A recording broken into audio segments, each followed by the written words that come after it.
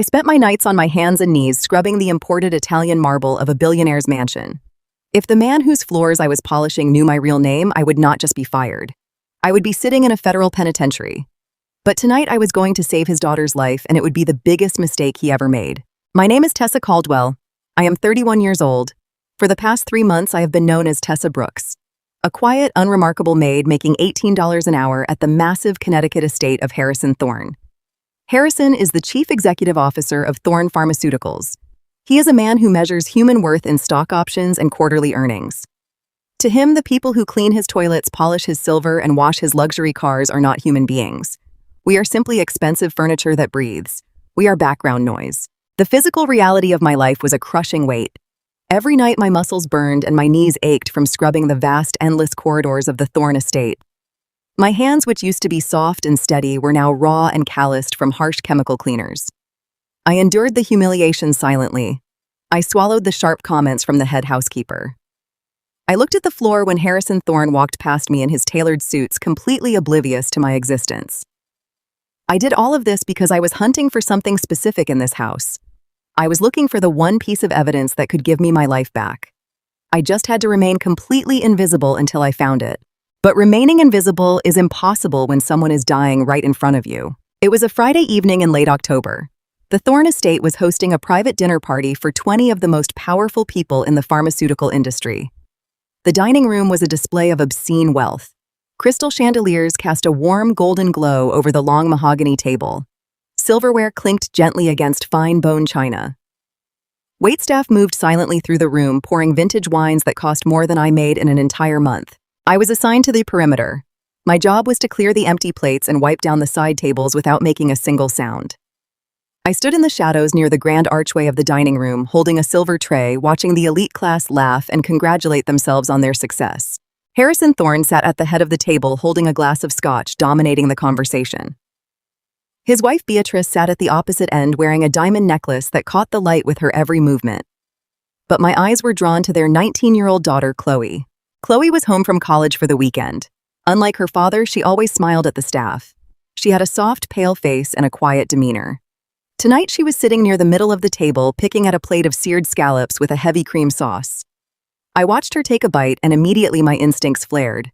Within seconds, Chloe dropped her fork. It clattered loudly against her plate, breaking the polite hum of the room. She raised a trembling hand to her throat. Her face, which had been pale just moments before, was suddenly flushed with a bright, angry red rash. She opened her mouth to speak, but only a harsh, wheezing gasp came out. Harrison stopped talking. The entire table turned to look at her. Chloe stood up abruptly, her chair scraping loudly against the hardwood floor. She grabbed her chest, her eyes wide with absolute terror. She took one step backward and then collapsed, completely hitting the floor with a sickening thud. The dining room erupted into absolute chaos. Beatrice screamed, rushing toward her daughter. Harrison jumped up from his chair, shouting for someone to call an ambulance. Guests scrambled out of the way, knocking over expensive wine glasses that shattered across the floor. I dropped my silver tray. The crash echoed through the room, but no one noticed. My heart pounded in my chest. The carefully constructed mask of Tessa the maid was slipping. Every instinct in my body, honed from years of high-stress training, was screaming at me to act. "Give her room!" a booming voice commanded over the panic. It was Dr. Richard Aris. He was a private concierge physician to the ultra-wealthy, a man who attended these parties to network and hand out his business cards. He pushed through the crowd of terrified guests and knelt beside Chloe. "She is having an allergic reaction," Dr. Aris declared loudly, unbuttoning his suit jacket. "She ate the scallops. It is a standard shellfish allergy. Harrison, get my medical bag from my car immediately." A security guard sprinted out the front door and returned seconds later with a heavy black leather medical kit. Dr. Aris ripped it open. He pulled out a pre-filled syringe. I took a step closer, my eyes locking onto the label of the vial he was holding. I could read the small print even from a distance. I saw the medication, I saw the dosage, and my blood ran ice cold. Chloe was not having a standard allergic reaction. I had been watching her all evening. I saw the slight tremors in her hands before dinner. I noticed the faint blue tint around her lips when she arrived. She was experiencing an atypical anaphylactic cascade complicated by an underlying cardiac condition. The specific drug Dr. Aris was preparing to inject directly into her vein would cause a massive spike in her heart rate. Given her current state of shock and restricted airway, that injection would not open her lungs. It would cause immediate, irreversible cardiac arrest. He was about to kill her, about to kill. I had a choice to make in a fraction of a second. If I stayed in the shadows, I would remain safe. My cover would be intact. I could continue my search for the evidence I desperately needed. But a 19-year-old girl would die on the dining room floor. If I stepped forward, I would blow my cover completely. Harrison Thorne would look into my background. He would find out exactly who I was and why I was in his home. My freedom, my future, and my life would be over. I looked at Chloe. Her lips were turning completely blue. Her chest was heaving, fighting for air that could not get past her swollen throat. I did not think about the consequences. I lunged forward. I pushed through the crowd of millionaires, shoving a corporate lawyer out of my way. I threw myself onto the floor right as Dr. Eris uncapped the needle and prepared to plunge it into Chloe's arm. "Stop!" I screamed, grabbing his wrist with both of my hands. Dr. Eris looked at me in absolute shock. "What are you doing? Let go of me, you crazy woman." "You cannot give her that," I yelled, twisting his wrist hard enough to force the syringe out of his hand.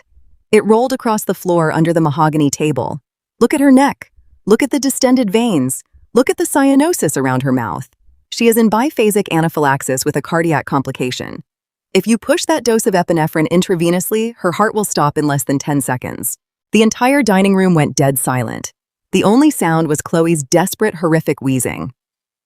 Harrison Thorne grabbed my shoulder, his grip like a vice. "Get your hands off him. Security. Get this maid out of here right now." I shoved Harrison's hand away with a violent jerk. I did not care that he was a billionaire. I did not care that he owned the house I was standing in. I was in my element now. "Listen to me," I commanded, my voice echoing with pure authority. I grabbed the black medical bag from the floor and ripped it open. "She does not need IV epinephrine. She needs an intramuscular injection, and she needs a massive dose of diphenhydramine and a beta agonist immediately to counteract the cardiac stress." Dr. Eris was stammering, his face pale. "You do not know what you are talking about. You are a cleaner." "I know exactly what I am talking about." I snapped my hands, moving with practiced, lightning-fast precision. I dug through the medical bag, tossing vials and bandages aside until I found exactly what I needed. I pulled out a fresh syringe, a vial of the correct medication, and a secondary bronchodilator. I snapped the top off the vial.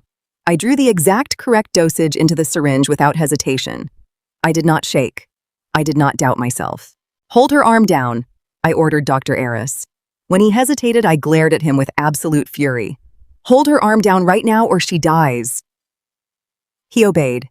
He pinned Chloe's trembling arm to the floor. I found the muscle in her outer thigh. I plunged the needle in and pushed the medication.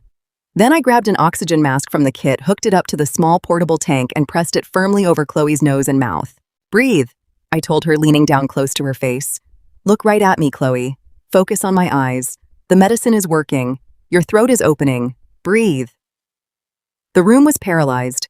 20 powerful executives, Beatrice Thorne, Harrison Thorne, and a private doctor, all stood frozen, watching a maid in a stained uniform take complete control of a life-or-death medical emergency. 10 seconds passed. It felt like an hour. Then the horrific wheezing began to soften. The blue tint around Chloe's lips slowly started to fade back to a pale pink. Her chest rose and fell with a deep, actual breath. She opened her eyes, tears streaming down her face, and looked at me. "You are okay," I whispered, keeping the oxygen mask steady. "You are going to be completely fine." Sirens wailed in the distance, growing louder as the paramedics finally drove up the long, winding driveway of the estate. The heavy oak front doors burst open, and emergency medical technicians rushed into the dining room with a stretcher and equipment. I stepped back, allowing the paramedics to take over.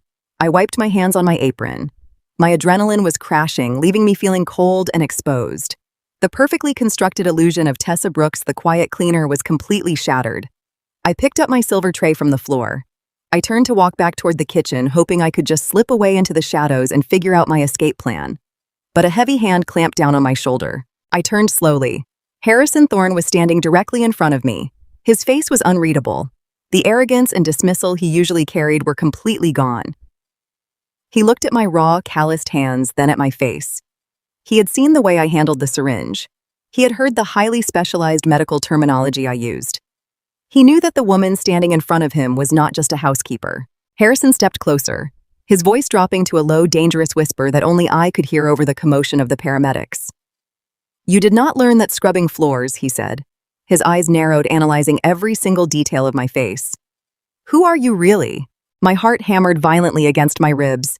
I stared back into the eyes of the billionaire whose life I was trying to dismantle. I had no answers to give him. I only had 48 hours before his private security team tore my fake identity apart. The clock had just started ticking and the real war was about to begin. The paramedics wheeled Chloe out of the dining room. I stood frozen under the glare of Harrison Thorne. His cold eyes stripped away my uniform, seeing right through the facade I had carefully built over the last 3 months. I told him my name was Tessa Brooks. I told him I learned basic first aid growing up on a farm. It was a lie and we both knew it. He did not yell, he did not thank me. He simply turned to his head of security, a towering man standing by the archway, and issued an order that made my blood run cold. He wanted a full invasive background check on me by Monday morning. He wanted every address, every previous employer, every financial record. He wanted to know exactly who was scrubbing his floors.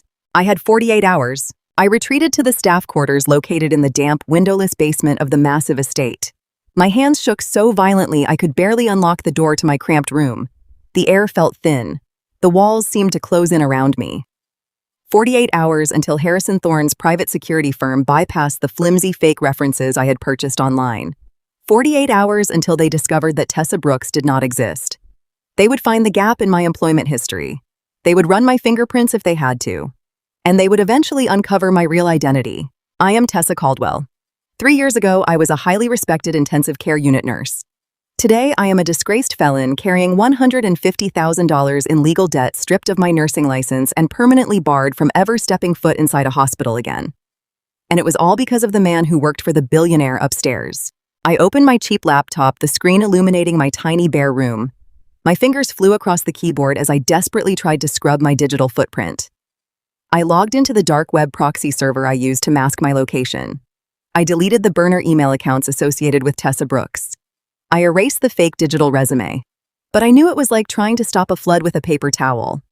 Thorne's security team consisted of former federal agents. They had unlimited resources. If they dug deep enough into the name Brooks, they would find my mother's maiden name. From there, it was a straight, undeniable line right back to my ex-husband, Liam Davis. Just thinking his name brought the metallic taste of adrenaline to the back of my throat. 3 years ago, I was married to Liam. He was a charming, fiercely ambitious mid-level executive at Thorne Pharmaceuticals. We had the kind of life people envied, or at least they envied the version of it we projected. Behind closed doors, our marriage was built entirely on my sacrifices. When Liam wanted to get his advanced business degree from an elite university, I worked double shifts at the hospital. I picked up every holiday, every weekend, every brutal overnight rotation. I completely drained my own savings to pay his massive tuition bills so he could graduate without a single dollar of student debt. I bought his tailored suits. I paid the mortgage. I was his foundation. He told me it was an investment in our future. He promised me that once he made it to the executive floor, I could quit my exhausting job. We would start a family. We would build our dream life. I believed him completely because I loved him. I was a fool. The dream shattered when Thorne Pharmaceuticals became the target of a massive federal investigation. The Department of Justice and the Securities and Exchange Commission began looking into the company for falsifying clinical trial data on their highly profitable new cardiac medication. The drug had deadly side effects, but the trial data had been manipulated to hide the risk from federal regulators. Liam was the project manager overseeing that exact clinical trial. When the subpoenas started arriving, Liam panicked. He knew he was facing federal prison time. He needed a scapegoat, someone expendable, someone who had access to medical data and a plausible motive to steal it. He chose me. While I was working a grueling 14-hour shift saving lives in the intensive care unit, my husband was destroying mine. Liam used my personal laptop at our home. He planted the original UN-doctored clinical trial files deep in my hard drive. He created a fake trail of emails from my IP address, making it look like I had stolen the confidential data to sell to a rival pharmaceutical company. He manufactured a completely fabricated narrative that I was a disgruntled, greedy spouse trying to cash in on his corporate access. The raid happened on a Tuesday morning. Federal agents kicked down my front door. They seized my laptop. They found the files. Liam played the role of the devastated, betrayed husband flawlessly. He testified against me. He filed for divorce immediately, claiming he could no longer be associated with a criminal. He took the house, the cars, and the bank accounts.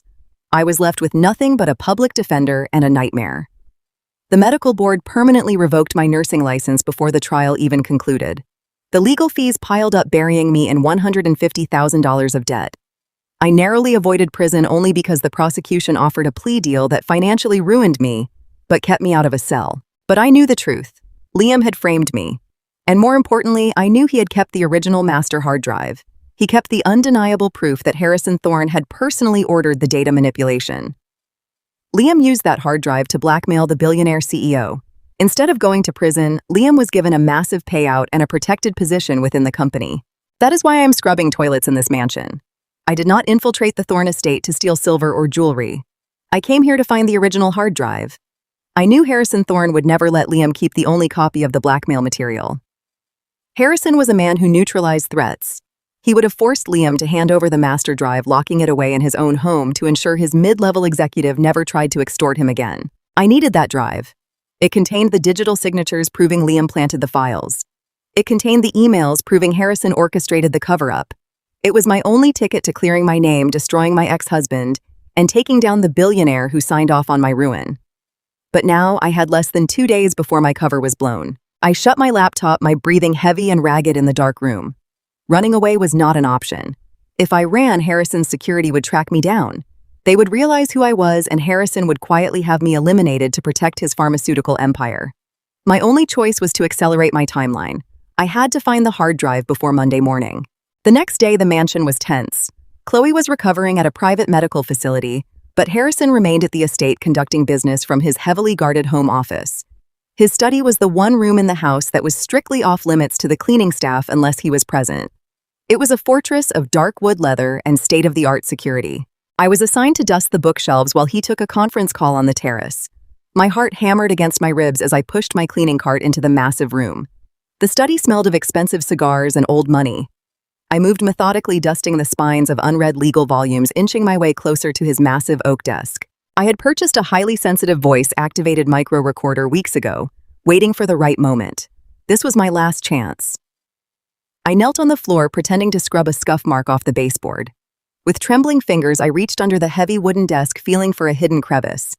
I peeled the adhesive backing off the tiny device and pressed it firmly against the underside of the desk drawer. I finished cleaning and backed out of the room just as Harrison returned from the terrace. He did not even glance at me. I was just the maid again. That evening, the basement staff quarters were deathly quiet. I sat on my narrow bed wearing a cheap pair of headphones connected to the receiver unit. The device operated on a secure radio frequency, transmitting the audio directly from the study to my laptop. For hours, I listened to nothing but the scratching of a pen, the clinking of a glass, and the muffled sound of Harrison making mundane corporate demands to his assistants. I stared at the digital clock on my screen. Time was running out. Every minute that ticked by brought Monday morning closer. My stomach churned with a sickening mixture of dread and exhaustion. Then, just past 9 o'clock, the study door clicked open. Heavy footsteps entered the room. "You asked to see me," a man's voice said. My entire body froze.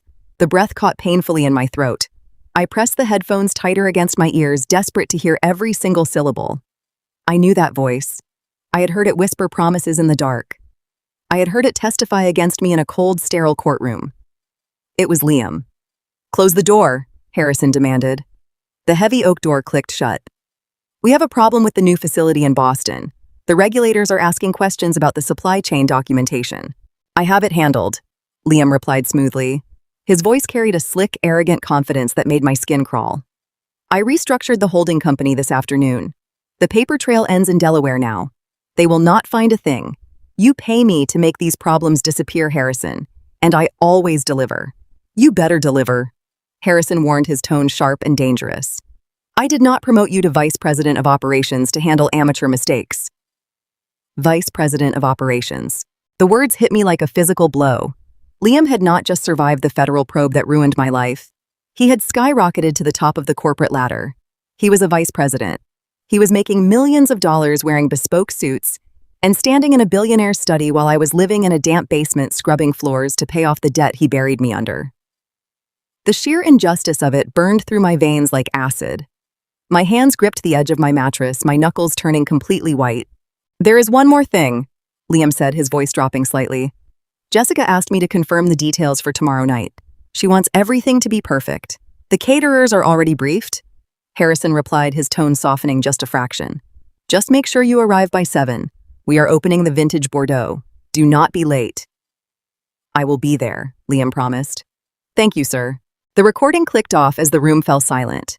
I pulled the headphones away from my ears, my hands shaking so badly I could barely breathe. The reality of the conversation crashed over me in terrifying waves. Liam was the new vice president of operations. He was intimately involved in Harrison's illegal business dealings. But the most horrifying detail was the dinner tomorrow night. Jessica was Harrison's oldest daughter. And Liam was not just coming over as an employee. He was coming as a guest of honor. My ex-husband was coming to the mansion tomorrow night for a private dinner. And I was the maid assigned to serve his table. I stared at the blank wall of my tiny room, the ticking clock in my mind growing louder and more frantic. I had 48 hours before Harrison's security team exposed my identity. But now I had less than 24 hours before I would be standing face to face with the man who framed me. If Liam saw me pouring his wine, he would recognize me instantly. He would blow my cover. He would tell Harrison exactly who I was, and my life would be over before the weekend even finished. I was trapped in a golden cage with the two men who destroyed my life, and the walls were closing in fast. Morning arrived in the basement of the Thorne estate with a cold and unforgiving gray light. I sat on the edge of my narrow cot staring at the stark white walls of the staff quarters. Every muscle in my body ached from the physical labor of the past 3 months. But the physical pain was nothing compared to the suffocating panic tightening my chest. I had 48 hours before Harrison Thorne uncovered my true identity. But today held a much more immediate and terrifying threat. Today my ex-husband was coming to this house for dinner, and I was the maid assigned to serve his table. Running was the first thought that crossed my mind. I could pack my duffel bag, slip out the service entrance before the sun fully cleared the trees, and disappear. But I knew how men like Harrison Thorne operated. If a staff member abruptly vanished the morning after a major medical incident involving his daughter, his private security firm would not just fire me. They would hunt me down. They would run my fingerprints from the cleaning supplies I left behind. They would find Tessa Caldwell, the disgraced intensive care unit nurse, with a revoked license and a mountain of legal debt. And once Harrison realized the woman who saved his daughter was the same woman his company had framed for federal wire fraud, he would ensure I went to prison for a very long time. Calling in sick was equally impossible. The head housekeeper ran the staff with military precision. A sudden illness on the day of a major VIP dinner would draw immediate attention. Harrison was already suspicious of me. He had looked at my hands the night before and recognized the skilled movements of a trained medical professional. I could not give him a single reason to look closer today. I had to put on my uniform tie, my hair back into a tight bun, and walk upstairs. I had to become completely invisible. The estate was a whirlwind of frantic activity when I emerged from the basement. The catering team had arrived at dawn. The massive industrial kitchen smelled of roasted duck truffles and rich wine reductions. My assignment for the afternoon was the dining room. I had to polish the silver align the crystal water goblets and ensure every napkin was folded with geometric perfection. I stood at the long mahogany table holding a soft microfiber cloth and a heavy silver fork. My reflection stared back at me in the polished metal. I looked tired. The vibrant, ambitious woman who used to work 12-hour shifts at the hospital to pay for her husband's business school tuition was gone. In her place was a quiet ghost trying to reclaim her stolen life. As I rubbed the tarnish off a silver spoon, my mind involuntarily drifted back to Liam. I remembered the cheap stainless steel silverware we bought at a discount store when we first moved into our tiny apartment. I remembered sitting across from him at our scratched kitchen table eating cheap takeout while he studied for his final exams. He used to hold my hands across that table.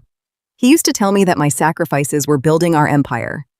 He promised that once he made it to the executive floor of Thorne Pharmaceuticals, he would give me the world. Instead, he gave me a criminal record.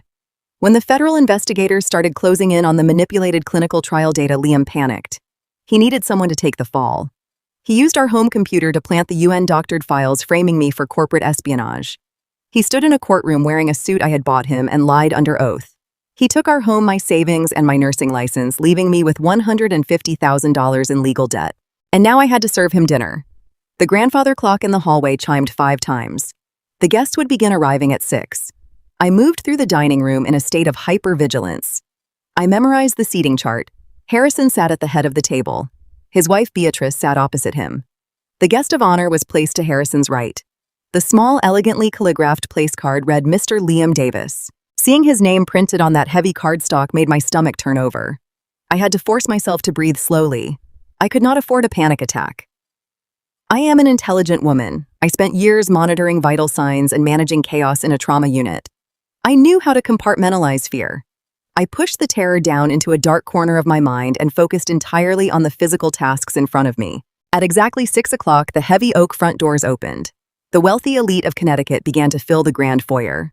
I stood near the swinging doors of the kitchen, partially hidden by a massive floral arrangement, waiting for the head housekeeper to signal the staff. The foyer echoed with the sounds of high society. The clinking of champagne flutes, the rustle of expensive silk, the low hum of practiced, polite conversation. I watched the valet parking attendants pulling luxury vehicles up to the circular driveway. Black town cars, sleek sedans, imported sports cars. Then a brand new silver Porsche pulled smoothly up to the front steps. My breath caught painfully in my throat. I watched through the glass panes of the entryway as the driver's side door opened. Liam stepped out. For a brief, disorienting second, my brain struggled to reconcile the man standing in the driveway with the man I used to be married to.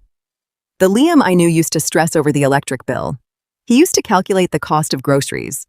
The man standing on the front steps of the Thorne estate looked like he had been born into vast generational wealth. He was wearing a custom-tailored dark charcoal suit that fit him with flawless precision. His hair was styled perfectly, but it was the watch on his left wrist that made my blood run absolutely cold. As he handed his keys to the valet, the warm light from the porch caught the heavy gold face of a luxury timepiece. I knew exactly what that watch was.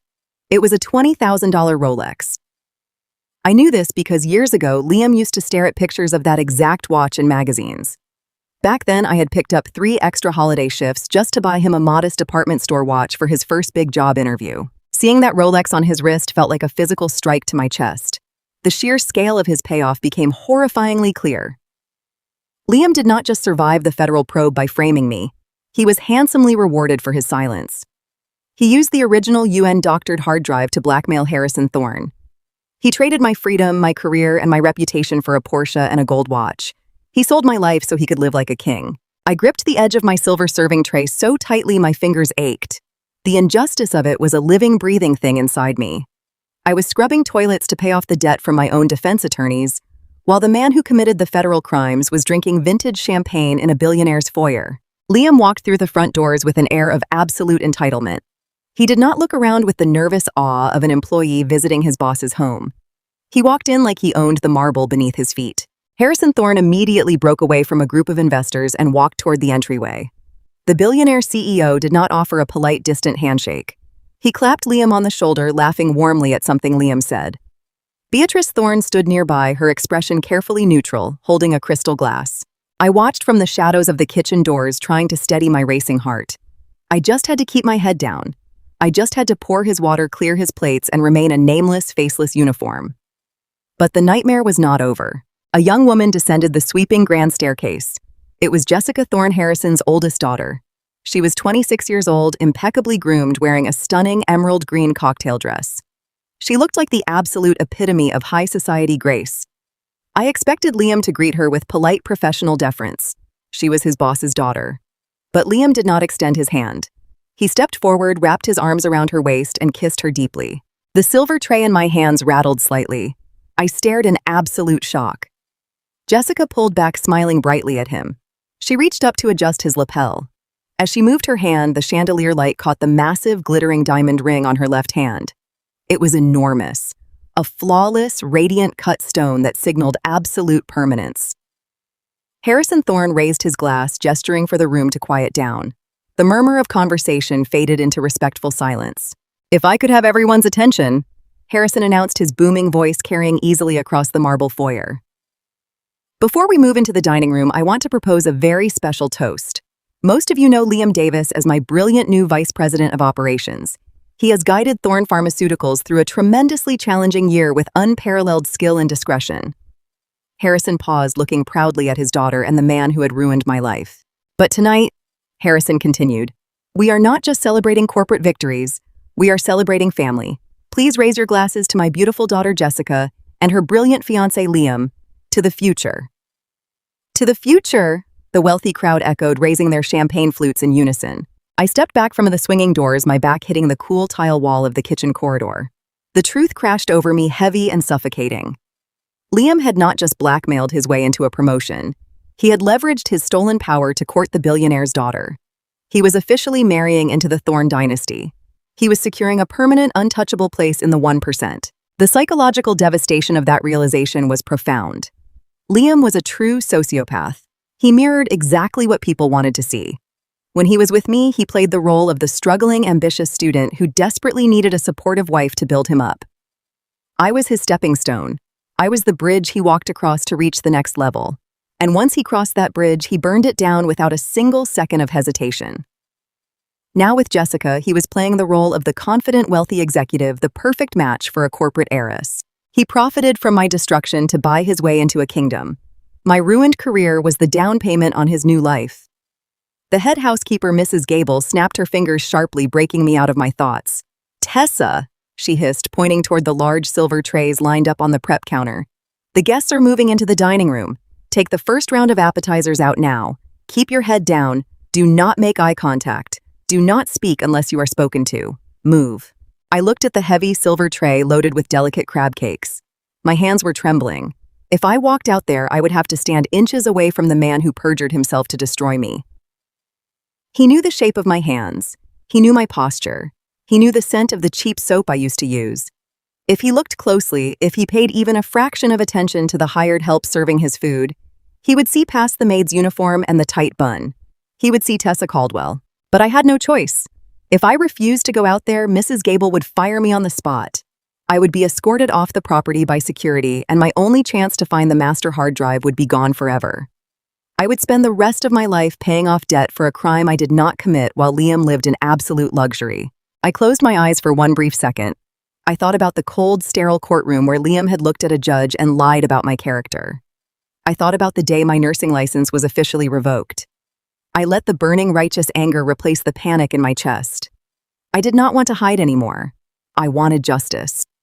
I opened my eyes, picked up the heavy silver tray, and pushed my way through the swinging doors into the brilliant, blinding light of the dining room. The dessert course at the Thorne estate was always a masterclass in culinary intimidation. The catering staff plated delicate blackberry tarts with spun sugar and espresso reduction, moving with the synchronized precision of a military unit.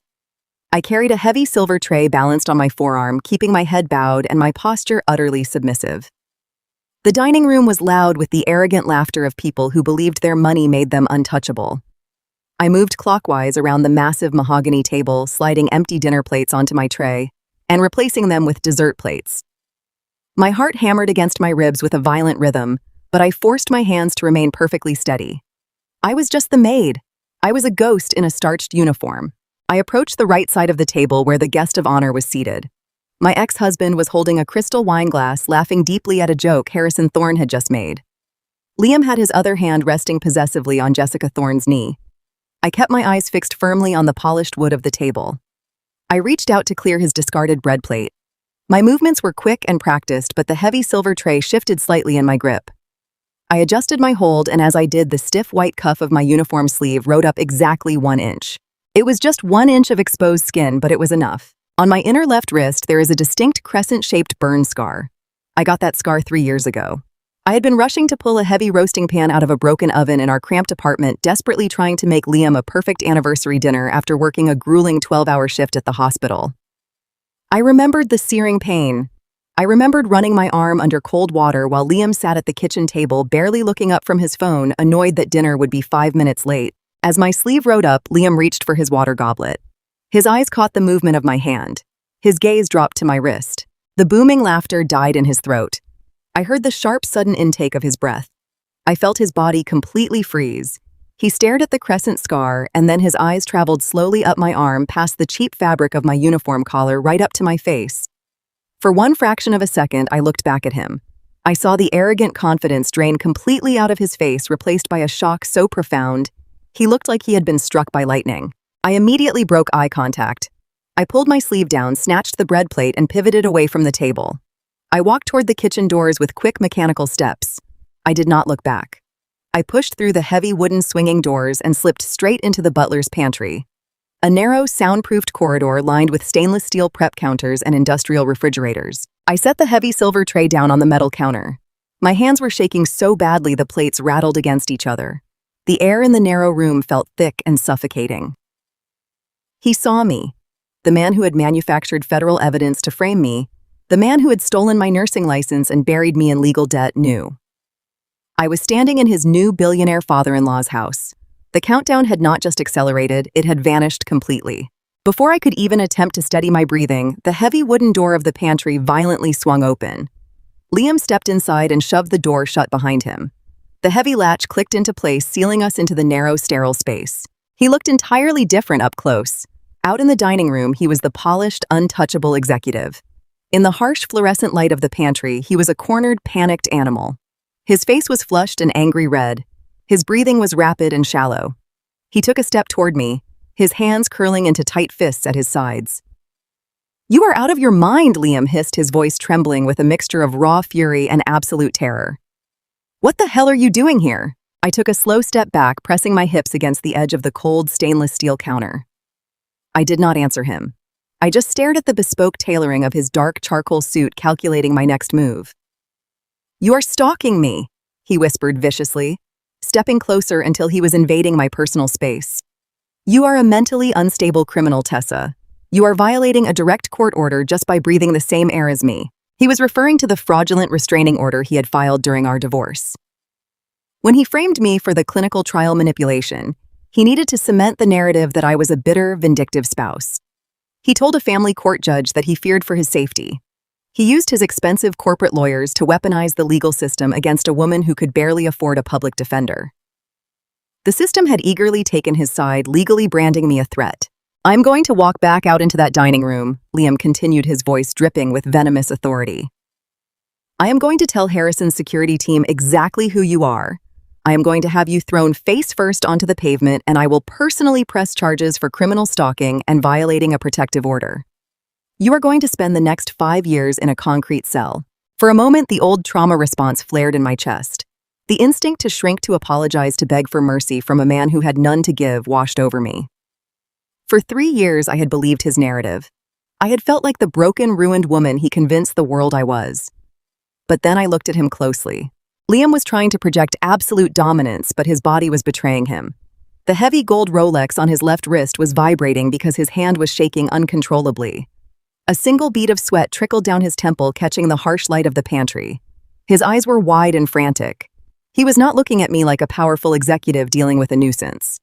He was looking at me like a man who knew his entire stolen kingdom was built on sand, and he was terrified I was holding a match. In that exact moment, every ounce of my fear simply evaporated. The suffocating panic in my chest dissolved, replaced by a deep glacial calm. I was no longer the exhausted, terrified nurse weeping in a courtroom. I had nothing left for him to take. He, on the other hand, had everything to lose. I straightened my posture. I stopped leaning against the counter and took one deliberate step forward, closing the distance between us. "Go ahead," I said quietly. My voice was perfectly smooth, devoid of any emotion. "Walk out there and call the police. Call Harrison's security. Tell them exactly who I am." Liam blinked, completely thrown off balance by my lack of panic. "You think I am bluffing?" he sneered, but his voice cracked slightly. "I know you are not bluffing," I replied, holding his gaze with absolute deadpan certainty. "But you are operating under the assumption that I came to this house to clean toilets and spy on your pathetic love life. You really think I spent 3 months scrubbing marble floors just to watch you drink champagne?" The color began to drain from his flushed face. He swallowed hard, his Adam's apple bobbing sharply against his starched collar. "What did you do?" he asked, the false bravado entirely gone from his tone. "I am going to tell you a secret, Liam," I whispered, tilting my head slightly. "I did not just clean the hallways, I cleaned the master suite. I cleaned the private offices. I cleaned Harrison's secure study. And I am very thorough." I watched his eyes widen in dawning horror. I was building a massive calculated bluff, and I needed to deliver it with absolute, unwavering conviction. "I know about the master hard drive," I said, watching the specific words hit him like physical blows. "I know you kept the original clinical trial data. I know you kept the emails where Harrison ordered the manipulation. And I know Harrison forced you to hand that drive over to him before he gave you your fancy new promotion. He locked it away in his private safe because he does not trust you any more than I do." Liam's mouth opened, but he could not speak. He was completely paralyzed. "I cracked the safe yesterday afternoon," I lied smoothly, never breaking eye contact. "I found the drive. I copied every single file. The metadata proving you altered the files on my laptop. The internal memos. The entire fraudulent conspiracy." "You are lying." Liam breathed, but he was gripping the edge of the prep counter to keep himself standing. "The safe is biometric. You could not possibly get inside." I smiled. It was a cold, hollow expression. "Do you really want to bet your freedom on that assumption? Do you want to gamble your new Porsche and your billionaire fiancé on the chance that a desperate woman with nothing to lose is just bluffing? He stared at me, his chest heaving. I have a dead man's switch set up on a secure offshore server. I continued weaving the technical jargon I had learned from my defense attorneys into a seamless threat. If I do not manually log in and reset the timer every 12 hours, an automated script will execute. The unencrypted copies of the master hard drive will be emailed directly to the Securities and Exchange Commission, the Department of Justice, and the Medical Board. I took another step closer, forcing him to press his back against the heavy wooden door. So please, Liam, I whispered, leaning in so close I could smell the expensive scotch on his breath. Walk out there and call the police. Have me arrested. Throw me in a holding cell where I cannot access a computer. By tomorrow morning, the federal agents will not just be raiding my apartment. They will be raiding this entire estate. Harrison will lose his company, and you will lose everything. Liam looked like he was going to be violently ill. His flawless corporate mask had completely dissolved, leaving only a terrified, pathetic coward. He raised his trembling hands in a gesture of surrender. What do you want? He pleaded, his voice cracking into a desperate whine. Do you want money? I can get you money, Tessa. I can transfer $500,000 to whatever account you want by Monday. Just call off the script, please. It was deeply satisfying to watch him beg. The man who had stood in a courtroom and coldly dismantled my life was now pleading for his own. But I did not want his dirty money. I wanted the actual evidence. I needed to get inside Harrison's safe tonight, and I needed a massive distraction to do it. I do not want your money, I said coldly. I want to prove that you understand exactly who holds the leash in this relationship now. He nodded frantically, a bead of sweat dripping off his chin. Anything! Tell me what you want me to do. I turned and pointed to the opposite end of the prep counter. A freshly opened bottle of vintage Cabernet Sauvignon sat next to a tray of polished crystal wine glasses. You are going to walk back into that dining room, I instructed, my voice sharp and commanding. You are going to pour a full glass of that red wine. You are going to walk over to the head of the table where your future father-in-law is sitting. And you are going to trip on the edge of the Persian rug. Liam stared at the bottle of wine, then back at me, utter confusion masking his terror. What? You are going to spill the entire glass of red wine directly onto Harrison Thorne's custom suit jacket, I said, pronouncing every word with slow, deliberate clarity. You cannot be serious, Liam gasped, shaking his head. He will be furious. He will humiliate me in front of the entire board of directors. It will ruin the evening. That is exactly the point, I replied. Harrison is a narcissist who cares entirely about appearances. If you ruin his suit, he will not stay at the table. He will excuse himself and go upstairs to his master suite to change his clothes and scream at his tailor. It will take him at least 10 minutes. And why do you need him upstairs? Liam asked, his voice shaking. Because I said so, I snapped, cutting off his questions. You have exactly 5 seconds to decide, Liam. You can either walk out there and spill a glass of wine, or you can watch federal marshals kick down these doors tomorrow morning. Choose. Liam looked at the swinging kitchen door, then at the bottle of wine. His breathing was ragged. He was trapped, utterly outmaneuvered by the woman he thought he had buried. He swallowed hard, his shoulders slumping in total defeat. He walked over to the prep counter on trembling legs. He picked up the heavy glass bottle and poured the dark red wine into a crystal goblet. He filled it almost to the very brim. His hand was shaking so badly the dark liquid sloshed against the delicate glass rim. Do it right, I warned him from the shadows. Make it look like an accident or I pull the trigger tonight. Liam did not look at me. He pushed his shoulder against the swinging door and walked back out into the brilliant, blinding light of the formal dining room. I stayed in the dim light of the pantry, holding my breath, watching through the narrow crack in the door hinges. I watched Liam walk stiffly toward the head of the long mahogany table. I watched him approach Harrison Thorne, who was in the middle of telling a loud, arrogant story to a captivated audience. I watched Liam's foot catch the thick edge of the expensive Persian rug. He stumbled forward perfectly. The crystal glass tipped. A massive wave of dark, heavy red wine splashed directly across the front of Harrison Thorne's pristine white dress shirt and custom gray suit jacket. The glass shattered against the edge of the table. Harrison leaped out of his chair, roaring in absolute fury. The entire dining room erupted into shocked gasps. Jessica covered her mouth in horror. Liam began stammering loud, pathetic apologies, grabbing cloth napkins to desperately dab at the billionaire's ruined clothing. Get away from me, Harrison bellowed, his face turning an angry, violent shade of purple. He threw the napkin onto the floor in disgust. I am going upstairs to change. Do not follow me. Harrison stormed out of the dining room, his heavy footsteps echoing up the grand staircase. I backed away from the pantry door, my pulse hammering a frantic, victorious rhythm against my ribs. Liam had just given me the perfect distraction. Harrison was isolated in the master suite. The security detail was focused on the chaos in the dining room. I had exactly 5 minutes of completely unmonitored access to the west wing of the estate.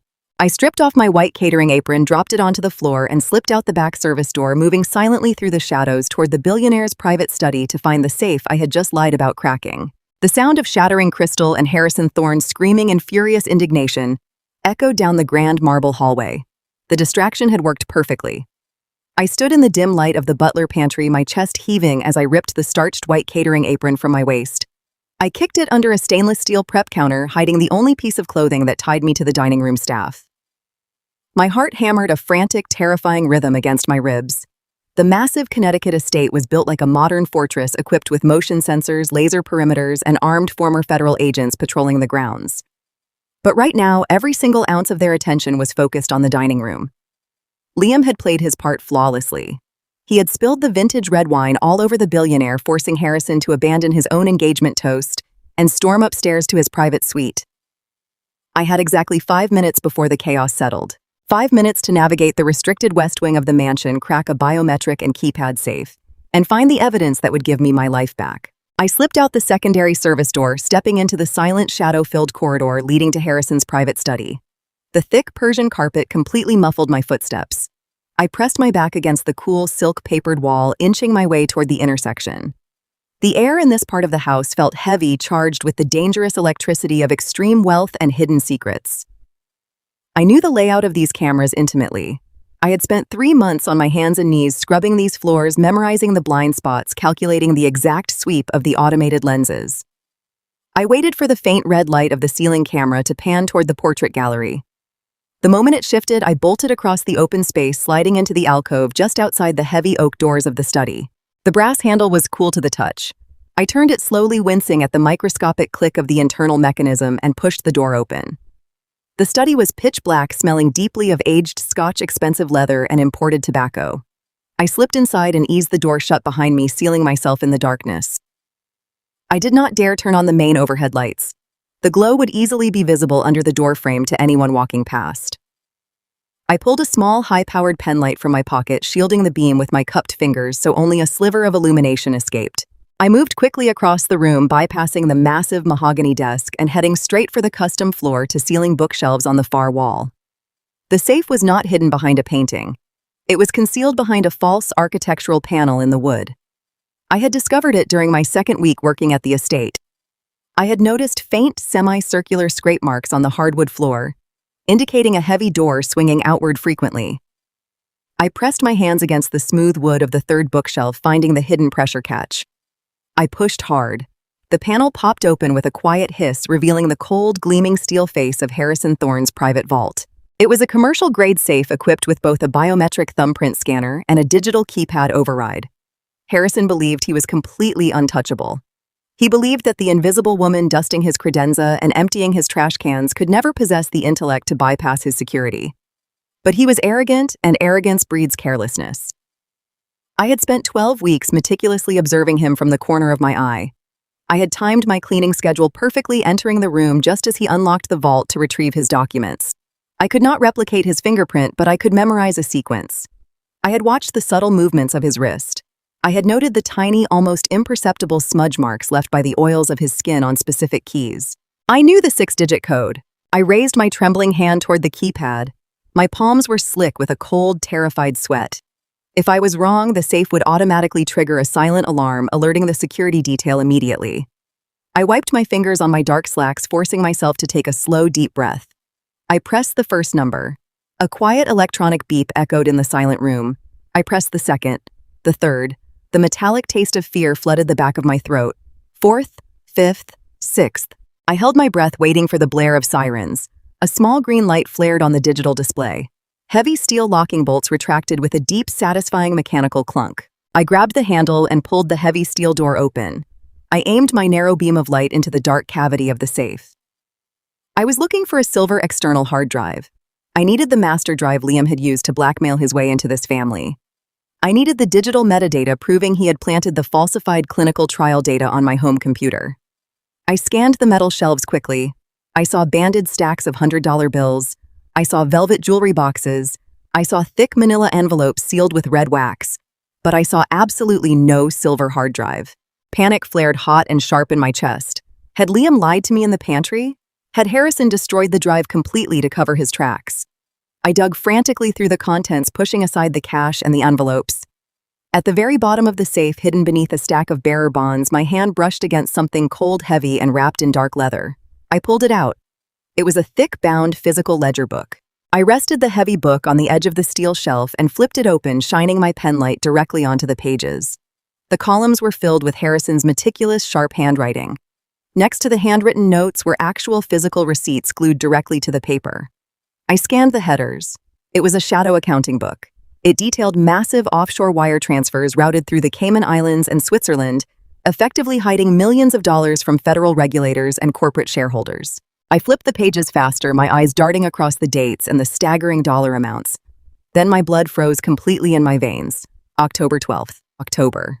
It was the exact week 3 years ago when federal agents had kicked down the door of my apartment. It was the exact week my entire life had been violently ripped away from me. I stared at the receipt glued to the center of the page. It documented a wire transfer for $2.5 million. The transaction was classified under the heading of a private consulting bonus. I moved my light to the recipient column. The money had been routed to a Delaware-based shell company called Apex Logistics. I knew that name. The memory hit me with the force of a physical blow. I had seen the mail for Apex Logistics sitting on my kitchen counter 3 years ago, back when I thought Liam was just working late on a side project. Apex Logistics was Liam's private shell company. There was no master hard drive in this safe. What I was holding was infinitely worse. It was an undeniable physical paper trail. This ledger proved that Liam did not just extort a promotion. He was paid a $2.5 million bribe to frame me for the clinical trial fraud, and Harrison Thorne had personally authorized and funded the transaction. The sheer breathtaking evil of the conspiracy knocked the air completely out of my lungs. While I was standing in a cold courtroom sobbing, while I was being stripped of my nursing license and my dignity, while I was being buried under $150,000 of legal debt, my husband was cashing a multi-million-dollar check. He had sold my freedom, my career, and my entire future for $2.5 million. He had used my destruction as the down payment to buy his way into the 1%. I felt a cold, blinding rage replace the terror in my body. I pulled my phone out of my pocket. I needed to document every single page of this book. I opened the camera application, double-checking that the flash and the shutter sound were completely disabled. I held the phone steady with both hands and began snapping photographs. I captured the routing numbers, I captured the dates, I captured the authorized signatures. Every single image saved to my phone was another nail driven deep into their coffins. I was so intensely focused on the evidence, so entirely consumed by the absolute proof of their crimes, that I let my situational awareness slip. I was photographing the final page of the offshore transfers when I heard the unmistakable heavy click of the study doors shutting. Then came the sharp, distinct metallic thud of the brass deadbolt locking from the inside. The penlight slipped from my numb fingers, clattering loudly against the hardwood floor and rolling under the desk. Before I could even turn my head toward the door, the main overhead light snapped on. Brilliant, blinding illumination flooded the study, stripping away every single shadow I had relied on to stay hidden. I froze completely, crouching on the floor by the open safe, my phone still raised in my hands. My heart slammed against my ribs with a frantic, terrifying force. I had been caught. My mind raced through the worst possible scenarios in a fraction of a second. Harrison had realized the spilled wine was a deliberate distraction. The security guards had spotted me slipping past the cameras. Liam had warned them I was in the house. I was trapped in a locked room with no secondary exit. I slowly stood up, clutching my phone tightly against my chest, bracing myself to face the billionaire whose empire I was currently holding in the palm of my hand. I expected to see Harrison Thorne's furious purple face. I expected to see armed security guards raising their weapons at me. I expected to see Liam standing there, ready to finalize my destruction. I turned around slowly. It was not Harrison, it was not a security guard, and it was not Liam. Standing perfectly still by the locked double doors, her hand resting casually on the brass deadbolt, was Beatrice Thorne. Harrison's elegant, notoriously ruthless wife stared at me across the expanse of the room. She was wearing a floor-length sapphire evening gown that practically shimmered under the harsh light of the crystal chandelier. Her posture was flawless, projecting an aura of absolute intimidating control. Her expression was completely unreadable. She did not look shocked to see a maid covered in dust standing inside her husband's private, highly secure vault. She did not look panicked or afraid. She looked like a predator who had just watched a mouse walk willingly and foolishly right into a trap. Beatrice tilted her head slightly, her sharp, highly intelligent eyes locking directly onto mine. The silence in the room was absolute, suffocating, and terrifying. She had the power to end my life with a single phone call. She had the power to summon the police, enforce Liam's fraudulent restraining order, and ensure I spent the next decade in a federal penitentiary for burglary and corporate espionage. I stood completely paralyzed, my breathing shallow and rapid, waiting for the billionaire's wife to deliver the final crushing blow. Beatrice took one slow, deliberate step forward, her gaze dropping to the heavy leather ledger resting on the edge of the open safe, and then moving back up to the phone clutched desperately in my hands. The entire balance of power in the room shifted, and the real war was about to begin. The heavy brass deadbolt snapped shut with a sound of utter finality. The bright overhead lights of the study eliminated every single shadow I had planned to use for my escape. I was trapped. I stood frozen by the open safe, clutching my phone against my chest. Beatrice Thorne did not move toward me. She remained perfectly still by the heavy oak doors. She wore a floor-length sapphire silk gown that caught the harsh light of the chandelier. Her face was a masterclass in absolute composure. There was no outrage. There was no panic. She looked at me with the cold and calculating precision of someone who was entirely accustomed to holding absolute power. "Hand me your phone, Tessa," she commanded. Her voice was barely above a whisper, but it carried an authority that demanded immediate obedience. "Or whatever your real name happens to be. Hand it to me right now, and I might allow you to walk out the front door before I summon the local police." My heart slammed against my ribs. I looked at the physical ledger resting on the edge of the steel safe. I looked down at the bright screen of my phone displaying the digital photographs of offshore wire transfers. If I handed her that phone, I was giving up my only leverage. I would be handing over the only proof of my innocence. I would be arrested for burglary, for corporate espionage, and for violating the fraudulent protective order my ex-husband had secured against me. I would spend the rest of my youth in a federal prison. A profound and completely unexpected shift happened inside my mind at that exact moment. The frantic, suffocating terror suddenly evaporated. It was replaced by a deep and glacial calm. When a person has absolutely everything taken from them, they are no longer afraid of losing. "If you call your security team, Beatrice, the files on this device will automatically upload to an encrypted offshore server," I said. I lied with a smooth and steady confidence that surprised even me. "By tomorrow morning, these photographs will be emailed directly to the Securities and Exchange Commission, the Department of Justice, and every major financial news outlet in the country." Beatrice did not flinch. She simply tilted her head. Her posture radiated an intimidating elegance. "And what exactly do you think you have photographed that would interest the federal government, you foolish girl?" I turned my phone around. I held the bright screen up so she could see it clearly from across the expansive room. "I have absolute proof that your husband paid my ex-husband $2.5 million to frame me for federal wire fraud," I stated. My voice was completely steady. Beatrice narrowed her eyes. She slowly walked toward me, the heavy silk of her gown brushing softly against the thick Persian rug. I did not back away. I kept my arm raised, keeping the screen fully visible. I showed her the digital routing numbers the shell company registered in Delaware and the matching transaction dates. 3 years ago, your husband's company was under a massive federal investigation for falsifying clinical trial data, I explained. The words poured out of me, fueled by years of repressed and bitter indignation. Liam Davis was the project manager handling that trial. When the federal subpoenas arrived, he panicked. He planted the original, unaltered files deep inside my personal computer to make me the scapegoat. I was a critical care nurse. I lost my medical license. I was buried under $150,000 in legal debt. And Liam used his copy of the master hard drive to blackmail Harrison into a vice president position and a massive cash payout. Beatrice stopped walking. She was standing just 2 feet away from me. She looked down at the bright screen of my phone. She looked at the heavy physical ledger resting on the desk. Then she looked up at my face. She studied the dark circles under my eyes. She looked at my raw hands calloused from scrubbing her marble floors. She took in the sheer desperate exhaustion radiating from my rigid posture. She did not reach out to grab my phone. She did not raise her voice to call for the armed guards patrolling the perimeter of the estate. Instead, Beatrice let out a long and heavy sigh. She turned away from me and walked slowly over to a crystal bar cart resting against the far wall of the study. She picked up a heavy glass decanter and poured 2 generous measures of amber bourbon into heavy crystal tumblers. "Drink this," she ordered. She turned back around and held one of the glasses out toward me. "You look like you are about to collapse onto my carpet." I hesitated. My mind was spinning with profound confusion. I did not understand what was happening. I slowly reached out and took the crystal glass. The bourbon burned the back of my throat, but the sudden warmth grounded me. It pushed back the lingering edge of my adrenaline crash. Beatrice walked around the massive mahogany desk and sat down in Harrison's oversized leather chair.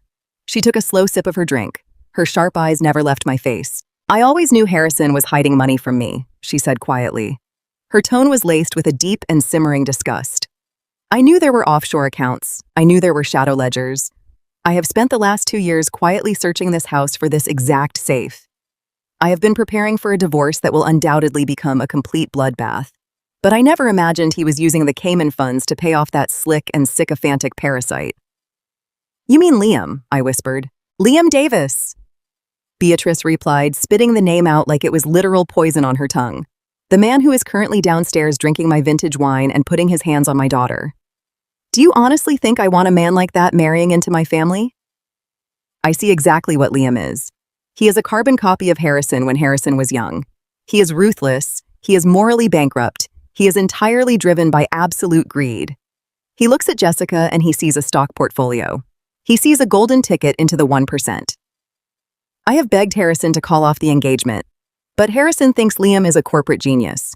Beatrice set her crystal glass down on the polished wood of the desk with a sharp and definitive sound. "You want your life back, Tessa," she stated, looking directly into my eyes. "You want the man who destroyed you to rot in a federal prison cell. And I want to excise a cancer from my family. I want to secure my financial freedom from a husband who has treated me like a silent accessory for 3 decades. I stared at her. The astonishing reality of the situation was slowly coming into focus. We were standing on completely opposite sides of a massive social divide. She was a billionaire's wife, and I was the woman hired to clean her toilets. Yet in this locked room, we were fighting the exact same enemies. "I have the ledger," I said, gesturing to the phone still clutched in my hand. "I can take these photographs to a whistleblower attorney tomorrow morning. It is enough evidence to open a massive federal investigation. It is not enough to actually ruin them," Beatrice corrected sharply. She leaned forward and rested her elbows on the desk. "Harrison pays an army of elite corporate defense attorneys to make federal investigations simply disappear. He will claim the ledger is a sophisticated forgery. He will tie you up in civil litigation for the next 10 years. He will bury you under defamation lawsuits until you completely break. To destroy men like Harrison and Liam, you cannot just hand over photographs of a book. You need undeniable and real-time access to the offshore accounts. You need to prove that Liam actively controls the bribe money right now." "I cannot access Cayman shell accounts," I replied. The bitter frustration was creeping back into my voice. "The bank uses advanced biometric security protocols. The transfers require a digital authentication key and a physical thumbprint. Without the digital key, those accounts do not even exist on paper." Beatrice smiled. It was a terrifying and brilliant expression. She reached underneath the heavy desktop. She pressed her fingers against a hidden mechanism I had completely missed during my frantic search. A small and concealed panel popped open with a quiet mechanical noise. She reached inside the hidden compartment and pulled out a sleek, black, heavily encrypted external drive. "This is the digital authentication key," Beatrice said. She held the small device between her manicured fingers. "Harrison keeps the duplicate hidden right here. Without this key, your photographs are just circumstantial evidence. With this key, a federal cyber unit can trace every single illicit dollar directly to Liam's personal offshore holdings in real time." She slid the black drive across the polished mahogany wood. "It stopped exactly 1 inch from my hand. But I will not give this to you for a quiet and behind closed doors settlement," Beatrice stated. Her eyes locked onto mine with an absolute and unwavering severity. I looked down at the drive, then back up at her face. "What are your terms?" I asked. "If Harrison settles a federal probe quietly, his company valuation remains completely intact," Beatrice explained. Her voice dropped to a low and intense register. "Thorne Pharmaceuticals survives the scandal, and he retains all of his power. I cannot execute a hostile takeover of a stable and profitable company. I need the stock price to crater. I need the board of directors to completely panic. I need Harrison to be publicly and irreversibly disgraced before I file my divorce papers. I need the explosion to happen in the middle of the town square where every single shareholder and investor can see the flames." I processed her words slowly. She was asking me to become the match that would burn down a billion-dollar pharmaceutical empire. She was handing me the exact ammunition I needed, but she wanted me to pull the trigger on a live stage. "You provide the authentication key," I said. My voice was steadying as the reality of the plan solidified in my mind, and I provide the public execution. "Next weekend," Beatrice said. Her eyes flashed with a dangerous anticipation. "Liam and Jessica are having their engagement party. 300 of the most influential people in the industry will be gathered in the grand ballroom of the country club. The entire board of directors will be seated at the front tables. I cannot get into that country club," I pointed out. The logistical hurdles were already forming in my head. "Liam will have private security everywhere. He will recognize me instantly. I cannot just walk through the front doors." "You let me worry about the logistics," Beatrice replied smoothly. She leaned back in the leather chair looking completely at ease. "I handle the staffing for all of the club's private events. You will walk right through the front doors wearing a catering uniform. But you have to ensure Liam accesses his secure tablet during the party. He has to log in on a public network while the federal agents are watching. You have to trap him into providing his thumbprint." I reached out and picked up the black drive. It felt incredibly heavy in my palm. It was loaded with the weight of my stolen future and the sheer magnitude of the corporate warfare we were about to unleash. I looked at the billionaire's wife. She was a woman I had spent 3 months actively avoiding. She was a woman who was now my most vital ally. "We have a deal," I whispered. Beatrice raised her crystal glass of bourbon in a silent toast. "We are going to destroy them both, Tessa. Now put that ledger back in the safe exactly how you found it. We have a party to plan." I quickly returned the heavy book to the bottom of the steel vault. I stacked the bearer bonds back on top of it, ensuring nothing looked disturbed. I closed the heavy door and spun the digital dial, locking the safe securely. I slipped my phone and the authentication key deep into the pocket of my uniform trousers. Beatrice stood up and smoothed the front of her silk gown. She walked over to the study doors and unlocked the brass deadbolt. "Go back to the staff quarters," she instructed quietly. "Do not come upstairs again tonight. I will handle Harrison when he comes out of his suite." I nodded once. I stepped out of the study and into the silent marble corridor. My heart was still racing, but the paralyzing fear was entirely gone. I was no longer just a ghost haunting the halls of the Thorne estate. I was a woman with a loaded weapon, and I finally knew exactly where to aim it. The countdown had officially begun, and Liam Davis had absolutely no idea that his perfectly constructed life was about to violently collapse. I walked back toward the service stairs, my mind buzzing with the incredible turn of events. Just 20 minutes ago, I was certain my life was over. I was certain I would be dragged out of this mansion in handcuffs. Instead, I had secured the ultimate weapon. The alliance with Beatrice Thorne was the most dangerous risk I had ever taken. I knew she was not helping me out of the kindness of her heart. She was using me as a blunt instrument to shatter her husband's financial defenses. She wanted control of Thorne Pharmaceuticals, and she needed Harrison completely distracted by a federal indictment to get it. We were two desperate women using each other to secure our own survival. But as I descended the narrow wooden steps into the damp basement, I realized I did not care about her motives. I only cared about the outcome. Liam had taken my career, my reputation, and my peace of mind. He had left me sitting in a courtroom with nothing but a public defender watching him walk away with a fortune. I reached my tiny windowless room and locked the door behind me. I pulled the black authentication key from my pocket and set it gently on my narrow mattress. It was such a small, unremarkable object. Yet it held the power to unravel a multinational corporate conspiracy. I thought about the upcoming engagement party. I thought about the 300 elite guests who would be raising their glasses to celebrate Liam's success. I thought about the shock on his face when the illusion finally shattered. I lay down on my stiff cot, staring up at the low ceiling. I knew the next week would be the most difficult and dangerous of my entire life. I had to find a federal whistleblower attorney who would take my case. I had to coordinate a live cyber trace with federal agents. And I had to stand in a crowded ballroom, look my abuser in the eye, and force him to press his thumb to a screen. For the first time in 3 years, I felt a genuine spark of hope. The crushing weight of injustice that had suffocated me since the day of my arrest began to lift. I was going to take my life back. I was going to burn Liam's kingdom to the ground. And I was going to make sure he felt exactly as helpless and terrified as I had felt when he threw me away. The morning sun barely pierced the small, grime-covered window of my basement room at the Thorne estate. I sat on the edge of my narrow cot, staring at the black USB drive resting in the center of my calloused palms. For 3 agonizing years, my life had been a dark, suffocating tunnel of legal debt, public humiliation, and grueling physical labor. I had scrubbed the marble floors of the people who destroyed me. But today, the heavy brass key to my freedom was finally in my hands. I picked up my cheap prepaid phone and dialed the extension for Mrs. Gable, the head housekeeper. When she answered with her usual sharp bark, I forced my voice into a weak, raspy whisper. I told her a violent stomach virus had kept me awake all night. She threatened my job, warning me that taking a sick day during the week of Jessica Thorne's engagement party was a fireable offense. I simply hung up the phone. Her threats meant absolutely nothing to me anymore. I stripped off my drab gray maid uniform, kicked it under the bed, and pulled out the one tailored black suit I had managed to save from my old life as a critical care nurse. The train ride into Manhattan felt like moving through a dream. I watched the sprawling Connecticut estates blur into dense suburbs, and eventually the towering steel and glass canyons of the financial district rose up against the gray morning sky. My heart hammered a frantic rhythm against my ribs. I was a disgraced nurse with a revoked license and a ruined reputation, walking into the epicenter of global wealth to declare war on a billionaire. David Langdon was not a television lawyer who cared about media attention. He was a legendary corporate whistleblower attorney, a man feared by corrupt executives in boardrooms across the country.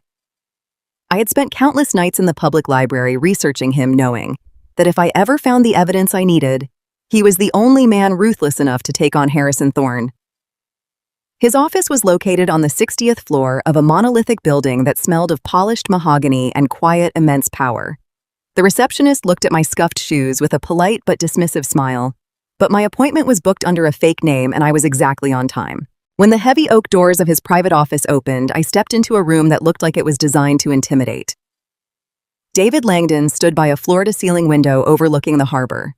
He was in his late 50s with sharp silver hair and piercing gray eyes that seemed to instantly calculate my entire worth. He did not offer a warm smile or polite small talk. He simply pointed to a heavy leather chair across from his immaculate glass desk. I sat down, keeping my posture perfectly rigid. I reached into my purse, pulled out my phone, and set it on the glass. Then I placed the heavy encrypted black USB drive right next to it. I am here to report a massive conspiracy involving federal wire fraud, perjury, and severe violations of Securities and Exchange Commission regulations, I said. My voice was surprisingly steady, fueled by years of repressed anger. 3 years ago, Thorne Pharmaceuticals was under federal investigation for falsifying clinical trial data. The project manager, Liam Davis, planted the unaltered files on my personal computer to frame me. I was his wife. I lost my medical license and my career. Liam used the master hard drive to blackmail the CEO, Harrison Thorne, securing a vice president position and a massive cash payout. I have photographs of Harrison Thorne's private shadow ledger, and I have the digital authentication key for their offshore Cayman accounts. Langdon did not interrupt me. He sat down slowly, his sharp eyes flicking from my face to the objects on his desk. He picked up my phone. I had already unlocked it and opened the secure photo gallery. The silence in the massive office was absolute and deafening. For 10 agonizing minutes, the only sound was the faint hum of the city traffic 60 floors below and the quiet swipe of his finger across the glass screen. I watched his eyes track the handwritten columns. I watched him examine the transaction dates, the offshore routing numbers, and the massive wire transfer of $2.5 million paid to Apex Logistics, the Delaware shell company Liam had secretly created.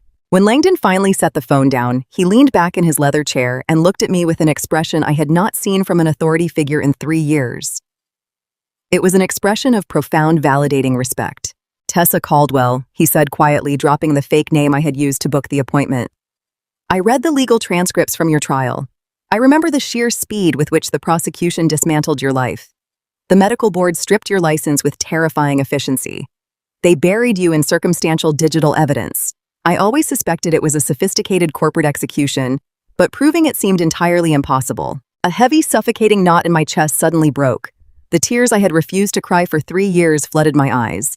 I pressed my hands against my face, trying to maintain my composure. For 3 years, judges, lawyers, and former friends had looked at me and seen a bitter, vindictive criminal. Hearing this brilliant, powerful man look at my evidence and validate my truth felt like breathing fresh air after drowning in the dark. "You were framed," Langdon said, his voice firm and unwavering. "You were the victim of a horrific, calculated injustice. This physical ledger is a smoking gun. It outlines a massive corporate conspiracy to defraud federal regulators and silence a scapegoat. It provides clear evidence of perjury, extortion, and multiple felony violations of the Sarbanes-Oxley Act." Liam Davis and Harrison Thorne are looking at decades in a federal penitentiary. I wiped my eyes with the back of my hand, a fierce wave of triumph washing over me. So we take this to the Department of Justice today, I said, reaching for the USB drive. We hand it over and they arrest him. Langdon raised his hand, stopping my momentum completely. The reality of the American justice system, Tessa, is that it is a game played by the incredibly wealthy. We cannot simply walk into a federal building with photographs of a ledger and a stolen hard drive. My heart dropped. But you just said it was a smoking gun. I have the proof. Beatrice Thorne gave me the key. She wants him ruined just as much as I do. And she gave you a very powerful weapon, Langdon agreed, leaning forward and resting his arms on the desk. But you must understand how men like Harrison Thorne operate. He has billions of dollars and an army of elite corporate defense attorneys. The moment we file these charges, his lawyers will claim the ledger is a sophisticated forgery created by a disgruntled ex-wife. They will argue that you stole this USB drive and planted the digital evidence to extort him. They will weaponize your prior criminal conviction to paint you as an unstable, obsessed stalker. They will drag this out in civil litigation for the next 10 years until you are completely broken and out of money. I stared at him, the cold grip of reality tightening around my throat. The billionaires always had a way out. They always had a loophole built with expensive lawyers and endless resources. What do we do then? I asked, my voice barely a whisper. How do I actually stop them? Langdon picked up the black USB drive, turning it over in the morning light. To destroy them permanently, we need more than static historical evidence. We need a live, undeniable digital footprint. Offshore accounts in the Cayman Islands are protected by incredibly sophisticated financial barriers. This drive contains the encrypted digital handshake, but to actually access the illicit funds and prove that Liam Davis currently controls that money, the bank requires a two-factor physical biometric login. I shook my head, trying to process the technical jargon. A biometric login? You mean his fingerprint? Exactly. Langdon nodded, his eyes locked onto mine. Liam has to physically press his thumb to the scanner on his specific, highly encrypted corporate tablet, while this USB key is engaged. Furthermore, if he does this inside the Thorne estate or on their private corporate network, Harrison's security team will detect the intrusion and wipe the server before the FBI can even secure a warrant. We cannot let them control the digital environment. We need to catch Liam in the act. We need him to log into that specific offshore account on a monitored public IP address. Why does it have to be a public network? I asked, leaning closer to the desk. Because if he connects through a public unencrypted network, the FBI Cybercrimes Division can establish immediate real-time jurisdiction, Langdon explained. His voice was sharp with strategic intensity. They can intercept the digital handshake the exact fraction of a second his thumbprint hits the glass screen. They can download the entire unencrypted transfer history directly from the bank servers before Harrison's team even realizes a breach has occurred. Once we have that live verified trace, the defense completely collapses. We will have absolute, undeniable proof of the financial crimes happening in real time. I slumped back in the heavy leather chair. The immense, terrifying difficulty of the task settled heavily on my shoulders. Liam was arrogant, but he was also deeply paranoid. How am I supposed to make a cautious corporate executive log into a highly illegal offshore bank account in the middle of a public space? He only uses that secure tablet in his private office. He guards it with his life. That is the hurdle we have to clear, Langdon said calmly, pulling a fresh yellow legal pad toward him. We need a public event. We need a gathering where Liam feels completely comfortable, untouchable, and surrounded by his peers. A place where he is distracted enough by his own ego to drop his guard, but important enough that he would insist on carrying his secure corporate tablet with him. We need to build a trap that he will willingly walk right into. I stared out the massive windows, watching the ferries move across the dark water of the harbor. My mind was churning furiously, recalling every single detail Beatrice Thorne had shared with me the previous night in the locked study. I thought about the sheer arrogance radiating from Liam when he stepped out of his silver Porsche. I thought about the heavy gold watch on his wrist bought with the money he made by selling my soul. I thought about the massive diamond ring on Jessica Thorne's finger. Liam was a man driven entirely by greed and the desperate need to prove he belonged in the upper echelons of society. There is a party, I said slowly, turning my attention back to the formidable attorney. Next weekend. It is Liam and Jessica's official engagement gala. Langdon stopped writing and raised his eyebrows, clearly intrigued. Where is this gala being held? At the Elite Country Club in Connecticut, I replied, the pieces of our trap rapidly snapping into perfect alignment. 300 of the most wealthy and influential people in the industry are invited. The entire board of directors for Thorne Pharmaceuticals will be seated at the front tables. It is the social event of the season. Liam will be the absolute center of attention. He will be drunk on his own stolen success. A high-end country club relies on a massive open wireless network to accommodate their guests and their staff, Langdon noted, tapping his expensive pen against the desk. The FBI cyber unit can easily mirror that specific public network. We can stage a covert surveillance van right in the parking lot. But how do you plan to get Liam to bring the secure tablet to a party? And more importantly, how do you force him to open the illegal banking application in the middle of a crowded ballroom? I thought about Beatrice Thorne. I thought about her cold, calculating intelligence and her absolute desire to see her husband's company valuation crash before she filed her divorce papers. Beatrice handles all the private event planning and staffing for the country club, I explained. She can manipulate the environment. She can convince Liam that he needs the tablet for a presentation or an emergency board review. We just need to give him a compelling, ego-driven reason to want to access those funds while he is surrounded by the people he is trying to impress. Langdon nodded slowly, writing down the details with meticulous precision. And what exactly is your role in this, Tessa? You cannot walk through the front doors of an elite country club with a formal invitation. The moment Liam or Harrison sees your face, they will have their private security violently remove you from the premises. I will not be a guest, I said. A dark, absolute determination filled my voice, banishing any remaining trace of the scared woman I used to be. I will be wearing a catering uniform. I will blend right in with the background noise. I have spent the last 3 months learning how to be completely invisible to these billionaires. They look right past the service staff. They do not even register us as living, breathing human beings. I will get close enough to his table to trigger the trap myself. It is incredibly dangerous. Langdon warned, his expression growing deeply serious. If Liam realizes what you are doing before the digital trace is completely verified, he will smash that tablet into 1,000 pieces. He will order his security team to physically restrain you. He has a legally binding protective order against you. You will be arrested instantly and the evidence will be destroyed forever. I am already living in a prison, I said softly, but with unbreakable firmness. I have spent the last 3 years living in the suffocating, terrifying shadow of a crime I did not commit. I lost my career. I lost my reputation. I lost my entire future. I am not afraid of his security guards and I am not afraid of the police anymore. I am going to walk right up to his table, look him in the eye, and make him press his thumb to that glass. David Langdon looked at me for a very long time. I could see a profound, silent respect settling in his sharp gray eyes. He was a man who had spent his entire career watching powerful corporations crush the weak. But today he was looking at a woman who simply refused to be crushed any longer. I will contact the Federal Cybercrimes Division this afternoon, Langdon said.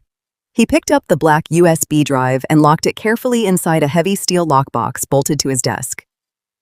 We have 6 days to coordinate the technical intercept and position the FBI teams. You need to contact Beatrice Thorne and finalize the absolute logistics at the country club. Do not make a single mistake. I stood up from the heavy leather chair. My legs felt remarkably steady. The overwhelming, crushing burden of the past 3 years was finally lifting off my chest. For the first time since the day federal agents kicked down my apartment door, I was no longer playing defense. I was going on the attack. We are going to give your ex-husband the engagement party of a lifetime, Langdon promised, offering me a firm professional handshake. I walked out of the towering glass skyscraper and stepped back onto the bustling streets of Manhattan.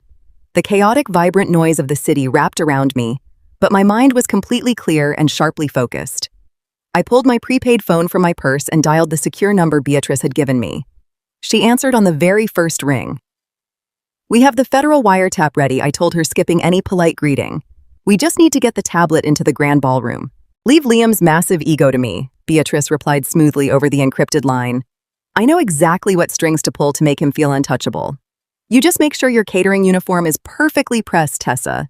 The spotlight next weekend is going to be incredibly bright. I hung up the phone and looked up at the towering buildings reflecting the late afternoon sun. Liam Davis believed he had buried me under a mountain of lies, debt, and legal threats. He believed I was just a tragic, pathetic footnote in his brilliant rise to power. He had absolutely no idea that the ghost he created was coming to his party and she was bringing the full force of the federal government with her. Before we move on to the final confrontation, I want to ask you something. Have you ever been pushed to the absolute edge by someone who thought you were too weak to fight back? Have you ever had to carefully plot your own justice when the system completely failed you? Tell me your story in the comments below. Let me know where you are watching from and what time it is. And if you are ready to see Liam Davis lose absolutely everything, please hit that like button and subscribe to the channel. You will not want to miss how this engagement party ends. Thursday morning arrived with a heavy downpour that washed the Manhattan streets clean, but my mind was entirely focused on the dirt we were about to expose. Beatrice Thorne and I sat in a secluded, dimly lit corner booth of an exclusive Upper East Side cafe. It was a bizarre and surreal reality. Just a week ago, I was on my hands and knees scrubbing the baseboards of her massive estate entirely invisible to her. Now we were sitting across from each other drinking black coffee, co-architects of her billionaire husband's absolute destruction. Getting into the Oak Ridge Country Club for the engagement gala was our first major obstacle. The club was a fortress of generational wealth. They required extensive background checks for all guests, and Liam had his own private corporate security detail strictly monitoring the guest list. He was paranoid and he knew exactly what I looked like. I could not simply walk through the front doors. Beatrice took a slow sip of her coffee and smiled. It was a terrifying aristocratic expression that sent a chill down my spine. She explained that she did not need to bypass the security protocols because she essentially owned the club's board of directors. She handled the high-level event planning for their most exclusive gatherings. She made one phone call to the general manager. She bypassed the standard hiring protocol entirely, citing an emergency need for a highly specialized staff member. By Friday afternoon, I was no longer Tessa Caldwell, the disgraced intensive care nurse with a revoked license. I was Clara Vance, an elite freelance catering manager flown in from Chicago specifically to handle the VIP tables for the Thorne engagement party. The fake identity gave me a crisp, tailored black suit, a secure earpiece, and unrestricted, unquestioned access to the entire grand ballroom. I would not be a guest restricted to a chair. I would be the authority directing the flow of the evening, walking right past the armed guards without a single second glance. But getting me into the room was only half the battle. The next phase of the plan required absolute surgical, psychological precision. We had to compel Liam to bring his highly secure corporate tablet to a crowded social event. He guarded that device with his life, keeping it locked in his office safe. We needed him to carry it into a public space and willingly connect to an unencrypted network. Beatrice knew her family's vulnerabilities better than anyone on earth. She explained that her daughter Jessica possessed an incredibly fragile ego, masked by expensive couture and arrogant behavior. Jessica desperately needed the approval of her maternal grandparents. These were old money patriarchs who secretly viewed Liam as a new money opportunist, a slick salesman who was marrying their granddaughter solely to elevate his own social status. Beatrice used this dynamic to lay a brilliant and poisonous trap. 2 days before the party, she invited Liam into her private sitting room for a quiet conversation. She played the role of the concerned, supportive future mother-in-law. She casually mentioned to Liam that her parents were seriously reconsidering Jessica's massive trust fund. She told him that the grandparents doubted Liam's true financial liquidity and believed he was entirely dependent on Harrison's charity. Liam was a textbook narcissist. He was driven entirely by his massive, fragile ego and his desperate need to prove he belonged in the upper echelons of society. Beatrice suggested that Liam needed to dazzle the grandparents with absolute, undeniable proof of his independent wealth. She told him to show them his private offshore investment portfolio to secure their blessing and silence their doubts forever. He could not resist the bait. The opportunity to smugly present his multi-million-dollar Cayman accounts to the old money elite was exactly the kind of arrogant display he craved. He promised Beatrice he would bring his secure device to give the grandparents a private presentation during the cocktail hour. He actually believed it was his own idea. Saturday evening arrived with a suffocating, humid heat that clung to the Connecticut countryside. I stood in front of the full-length mirror in the pristine staff locker room at the country club, buttoning my tailored black blazer. I pinned my dark hair up into a severe tight twist. I looked at my reflection. I looked nothing like the broken, exhausted woman who had wept in a federal courtroom 3 years ago. The fear that had dictated my every waking moment was completely gone, replaced by a cold and absolute resolve. I felt the small, heavy weight of the encrypted black USB drive resting in my right pocket. David Langdon had given me incredibly strict instructions before I left the city. The FBI Cyber Division had successfully tapped the country club's primary public wireless network. They had an unmarked surveillance van parked 3 blocks away, packed with federal technicians. But they faced a severe technical limitation. They had a very specific 10-minute window to intercept the biometric handshake when Liam logged into the banking application. If he missed that 10-minute window, the bank's offshore server protocols would automatically cycle to a new encryption standard and the connection trace would fail. We would lose the evidence forever. I stepped out of the locker room and walked into the grand ballroom. The sheer opulence of the space was staggering. Massive crystal chandeliers hung from the vaulted ceilings, casting a warm golden glow over 300 guests glittering in diamonds and custom silk. Imported white orchids cascaded down the walls. A string quartet played softly in the corner, their music floating above the low hum of wealthy, arrogant conversation. I moved through the room with absolute purpose. My years as a critical care nurse had taught me how to remain entirely calm in chaotic environments. I directed the waitstaff with subtle hand gestures. I adjusted the placement of vintage champagne flutes on the silver trays. I kept my eyes moving, scanning the crowd, acting completely absorbed in my duties while my heart hammered a slow, steady rhythm. Then I spotted him. Liam was standing near the massive stone fireplace, holding court with a group of Thorne Pharmaceuticals board members. He wore a flawless, custom-tailored tuxedo. He was laughing, projecting the image of a brilliant, successful executive who had the entire world in the palm of his hand. And there, tucked securely under his left arm in a sleek black leather folio, was the secure corporate tablet. A visceral wave of sickness hit the back of my throat. This was the man who had sat at our scratched kitchen table eating takeout food, while I worked double shifts to pay his tuition. This was the man who had calmly planted federal evidence on my computer, watching me lose my career and my dignity so he could buy a Porsche and a tuxedo. I took a slow, deep breath, forcing the anger down into a dark corner of my mind. I could not afford emotion right now. I needed pure mechanical execution. I checked the subtle silver watch on my wrist. It was 8:15 in the evening. The FBI surveillance window was scheduled to open at exactly 8:30. I positioned myself near the private velvet alcove Beatrice had specifically reserved for the grandparent presentation. It was located just off the main dance floor, offering privacy while still relying on the ballroom's public wireless router. I grabbed a silver tray loaded with 4 glasses of sparkling water and 2 glasses of vintage champagne. I reviewed the physical mechanics of the plan in my head for the 100th time. I just needed to walk over to the alcove when Liam sat down with the grandparents. I would offer the beverages. I would intentionally stumble just a fraction of an inch, spilling a single drop of water to cause a minor polite distraction. In that 2-second window of confusion while Liam was authenticating his thumbprint on the screen, I would bump the black USB drive into the tablet's hidden side port. The drive was designed to engage the digital handshake instantly. I would pull it out, apologize for the spill, and walk away before he even registered what had touched his device. It was a flawless, terrifying plan that required absolute perfection. At 8:25, Liam separated himself from the board members. I watched him walk over to Jessica, offering her a charming smile before guiding her elderly, stern-looking grandparents toward the velvet alcove. He sat down in the plush armchair, placing the leather folio on the low glass table in front of him. He unzipped the case and pulled out the secure tablet. My pulse began to race. The trap was set. The mouse was hovering right over the cheese. I tightened my grip on the silver tray and began to walk slowly across the ballroom floor. At exactly 8:28, a sharp, deafening screech of microphone feedback echoed violently through the grand ballroom. The string quartet stopped playing abruptly. The low hum of conversation vanished, replaced by the sound of 300 guests turning their attention toward the main stage. Harrison Thorne stood directly in the center of the spotlight, his face flushed with vintage champagne and absolute arrogance. He tapped the heavy microphone twice, demanding total silence from the room.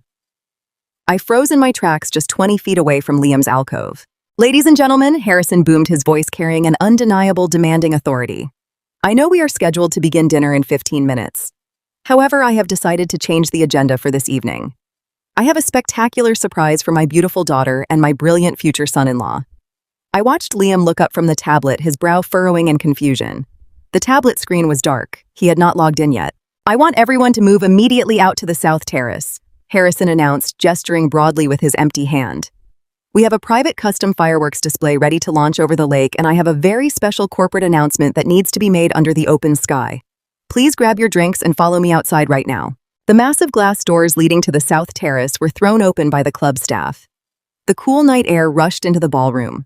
The crowd of wealthy guests immediately began to surge outward, eager to follow the billionaire CEO to the next spectacle. I stood completely paralyzed near the center of the room. A cold, suffocating dread washed over me. The FBI network trace window was specifically locked to the indoor ballroom wireless router. If Liam took that tablet outside to the South Terrace, he would connect to a completely different access point. The federal agents would lose the IP address entirely. The connection would not mirror. The trace would fail. I looked frantically toward the alcove.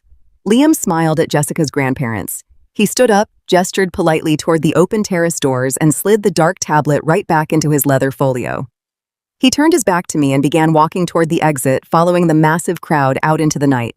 The 10-minute FBI window was opening right now, and the target was walking completely out of range. Everything I had sacrificed, the 3 years of hiding, the dangerous alliance with Beatrice, the desperate trip to Manhattan, was rapidly slipping through my fingers.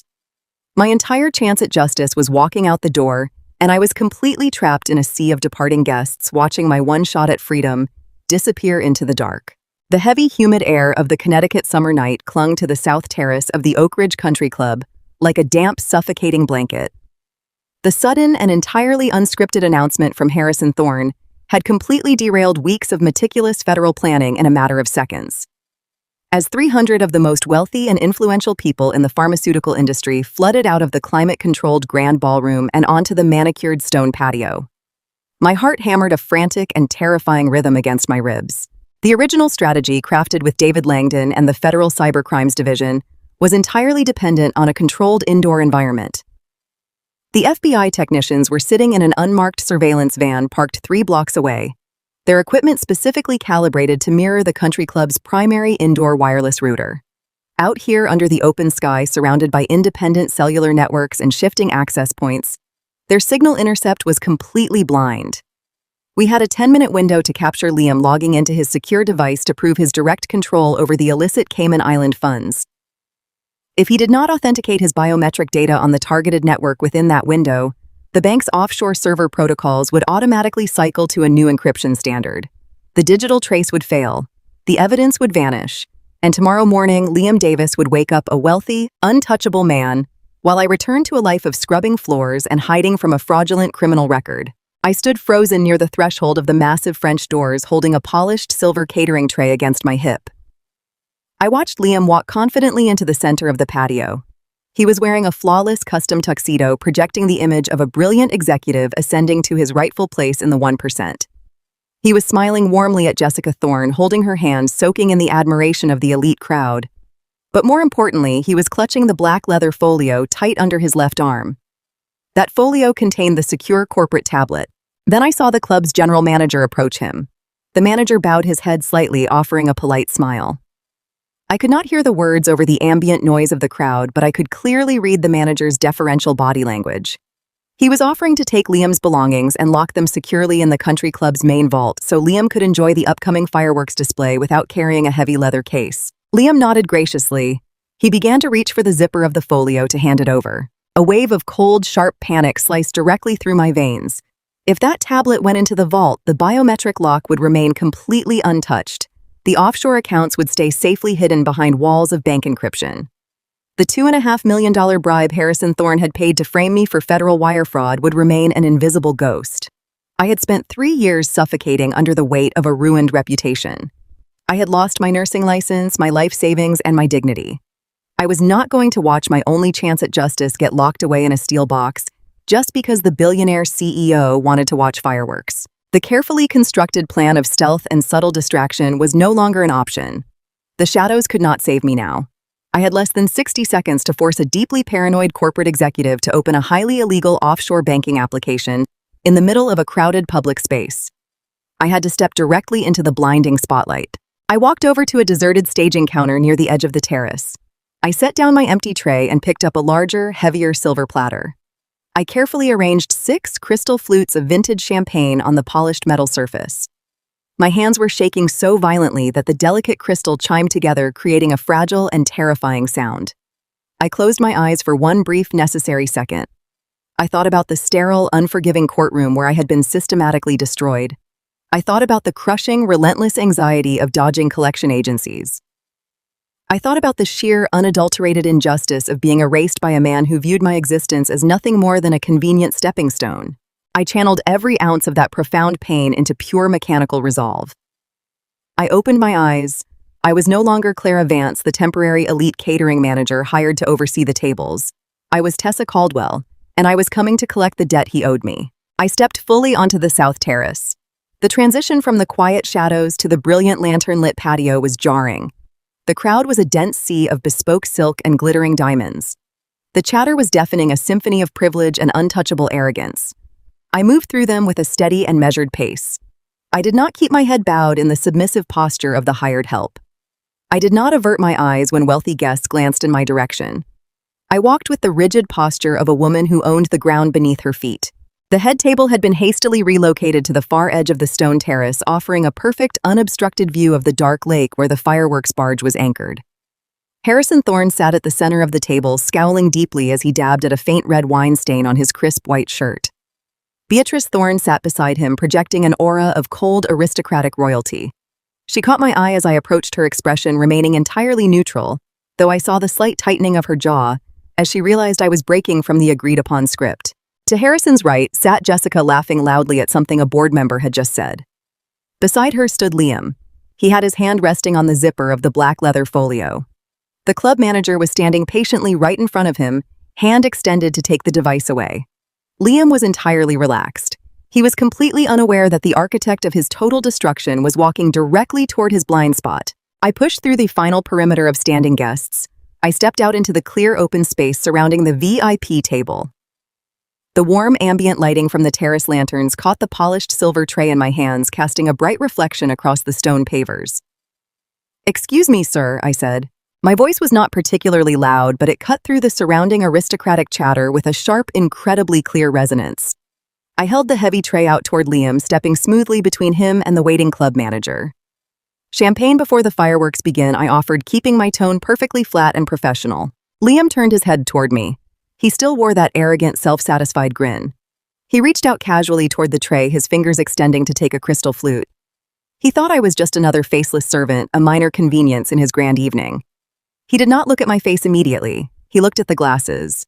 But as his hand hovered over the sparkling wine, his gaze drifted upward. I watched the exact moment his entire constructed reality shattered into pieces. It was a spectacular and utterly terrifying thing to witness. The smug, victorious smile vanished from his lips, replaced instantly by a mask of absolute paralyzing horror. The healthy flush of alcohol and triumph drained from his face so fast he looked like a walking corpse. His extended hand froze completely in midair, trembling violently. His eyes widened until the whites showed all the way around his irises. He recognized the shape of my jaw. He recognized the specific intensity in my eyes.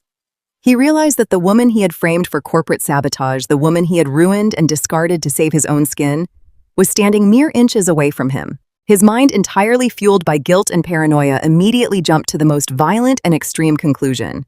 He did not think I was there to serve him a drink. He thought I had finally snapped under the crushing pressure of the fraudulent restraining order and the ruined life he had cursed me with. He thought I was there to physically attack him in front of his new family. He thought I was going to pull a weapon from beneath the silver serving tray and end his life right there on the patio. "Tessa," he choked out. The name was barely a breath of air, but it carried the profound, crushing weight of a guilty conscience suddenly facing its reckoning. He stumbled backward, losing his balance entirely. His chair scraped violently against the stone patio with a loud, grating screech. Jessica let out a startled cry of confusion, reaching for his arm to steady him, but Liam violently yanked his arm away. He completely ignored his wealthy fiancée. His entire survival instinct had taken over. "Get away from me," Liam shouted. His voice cracked with genuine, unfiltered terror, drawing the attention of the surrounding tables. "Security! Get security over here right now!" He was frantically scanning the terrace, looking desperately for the men in dark suits. But the private corporate guards were stationed near the outer perimeter, entirely focused on crowd control for the upcoming pyrotechnics. They were too far away to reach him immediately. Driven by sheer blinding panic, Liam did exactly what we needed him to do. He ripped the black leather folio away from the club manager's outstretched hand. He needed to summon his elite security detail directly to his exact location. He needed the emergency panic button embedded in his executive communications interface. He unzipped the folio with frantic, trembling fingers and yanked out the secure corporate tablet. I stood perfectly still. I did not move a single muscle. I kept the heavy silver tray balanced perfectly on my arm. I just let the heavy silence and my unwavering deadpan stare amplify his sheer terror. He flipped the heavy protective cover of the tablet open. The screen flared to life immediately, casting a harsh, bright blue light against his pale and sweating face. The device demanded biometric authentication to unlock the operating system and access the secure communication channels. Liam did not hesitate. He did not think about offshore shell companies or federal wiretaps. He did not process the extreme danger of connecting a highly classified device to an unencrypted public guest network. He only thought about the woman standing in front of him, the ghost from his past, who had somehow bypassed 3 layers of armed security to find him. He slammed his right thumb down hard onto the glowing glass scanner at the bottom of the screen. The biometric lock engaged instantly. A small green padlock icon flashed brightly on the digital display. He was inside the secure executive network. And because we were standing on the South Terrace connected directly to the open country club guest router, that digital handshake was instantly broadcast into the open airwaves. In the unmarked surveillance van parked 3 blocks away in the dark, the Federal Cyber Crimes Unit caught the ping. The encrypted digital key that Beatrice had given me was already fully integrated into their tracking software.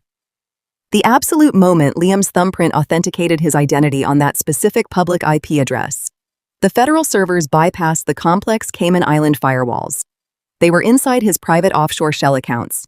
They were downloading the massive wire transfer history. They were securing the consulting bonus receipts. They were actively pulling down the irrefutable, undeniable proof of the $2.5 million bribe Harrison Thorne had paid him to frame an innocent nurse. The entire process took less than 4 seconds.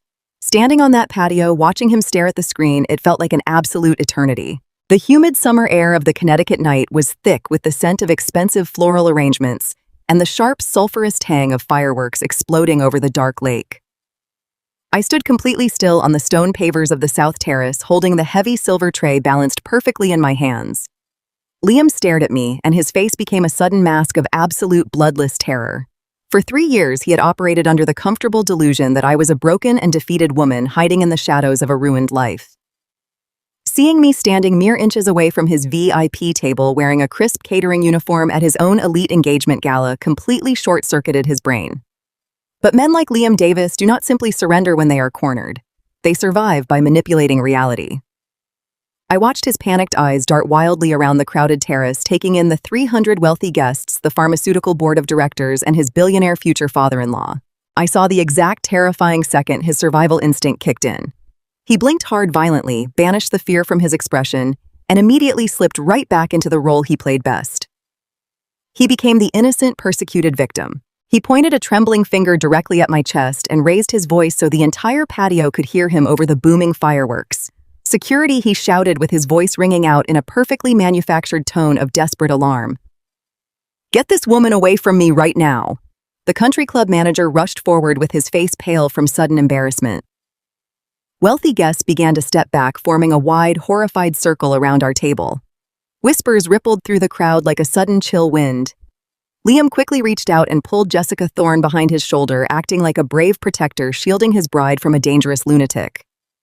That is my mentally unstable ex-wife, he announced to the appalled onlookers, making sure his voice carried maximum pathetic credibility. She has been stalking me for 3 years and she has a legally binding restraining order against her. I demand that she be arrested immediately because she snuck in here to physically attack me.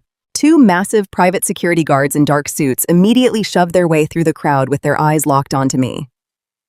Harrison Thorne was glaring at me with absolute disgust, ready to watch the hired help be dragged away in handcuffs. Liam looked at me with a sickening glimmer of triumph returning to his eyes. He thought he had won. He thought his performance was enough to discredit me instantly, just like it had been in that cold federal courtroom years ago. But I was no longer the frightened and exhausted critical care nurse he had destroyed. I did not shrink back. I did not drop my gaze. I did not offer a single apology. I stood my ground under the warm glow of the terrace lanterns and set my silver tray down on the nearest table. I reached behind my waist, untied the heavy strings of my starched white catering apron, and let it fall to the stone floor. It landed with a soft thud as a highly visual and deeply satisfying rejection of the disguise I had been forced to wear for months. I reached into the inner pocket of my tailored black blazer. I pulled out a thick stack of folded papers. They were crisp, high-quality printed copies of Harrison Thorne's private offshore shadow ledgers. I completely ignored the security guards who were now closing in on my position. I walked straight up to the head table, closing the distance until I was standing right in front of Liam.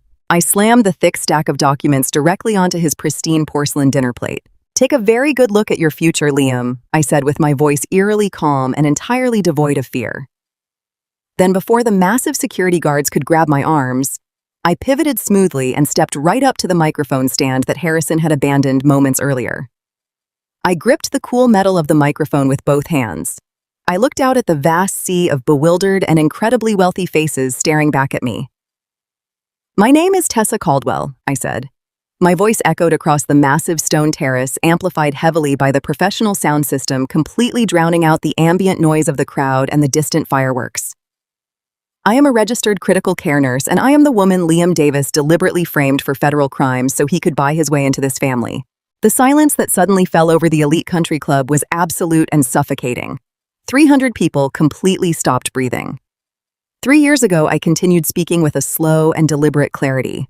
Thorne Pharmaceuticals was under a massive federal investigation for falsifying vital clinical trial data.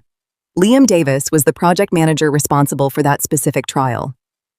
To save himself and to protect his billionaire CEO, Liam planted the original unaltered digital files deep inside my personal home computer while I was working a 14-hour medical shift at the hospital. He stood up and perjured himself in a federal courtroom. He happily traded my freedom, my medical license, and my entire future for a corporate promotion.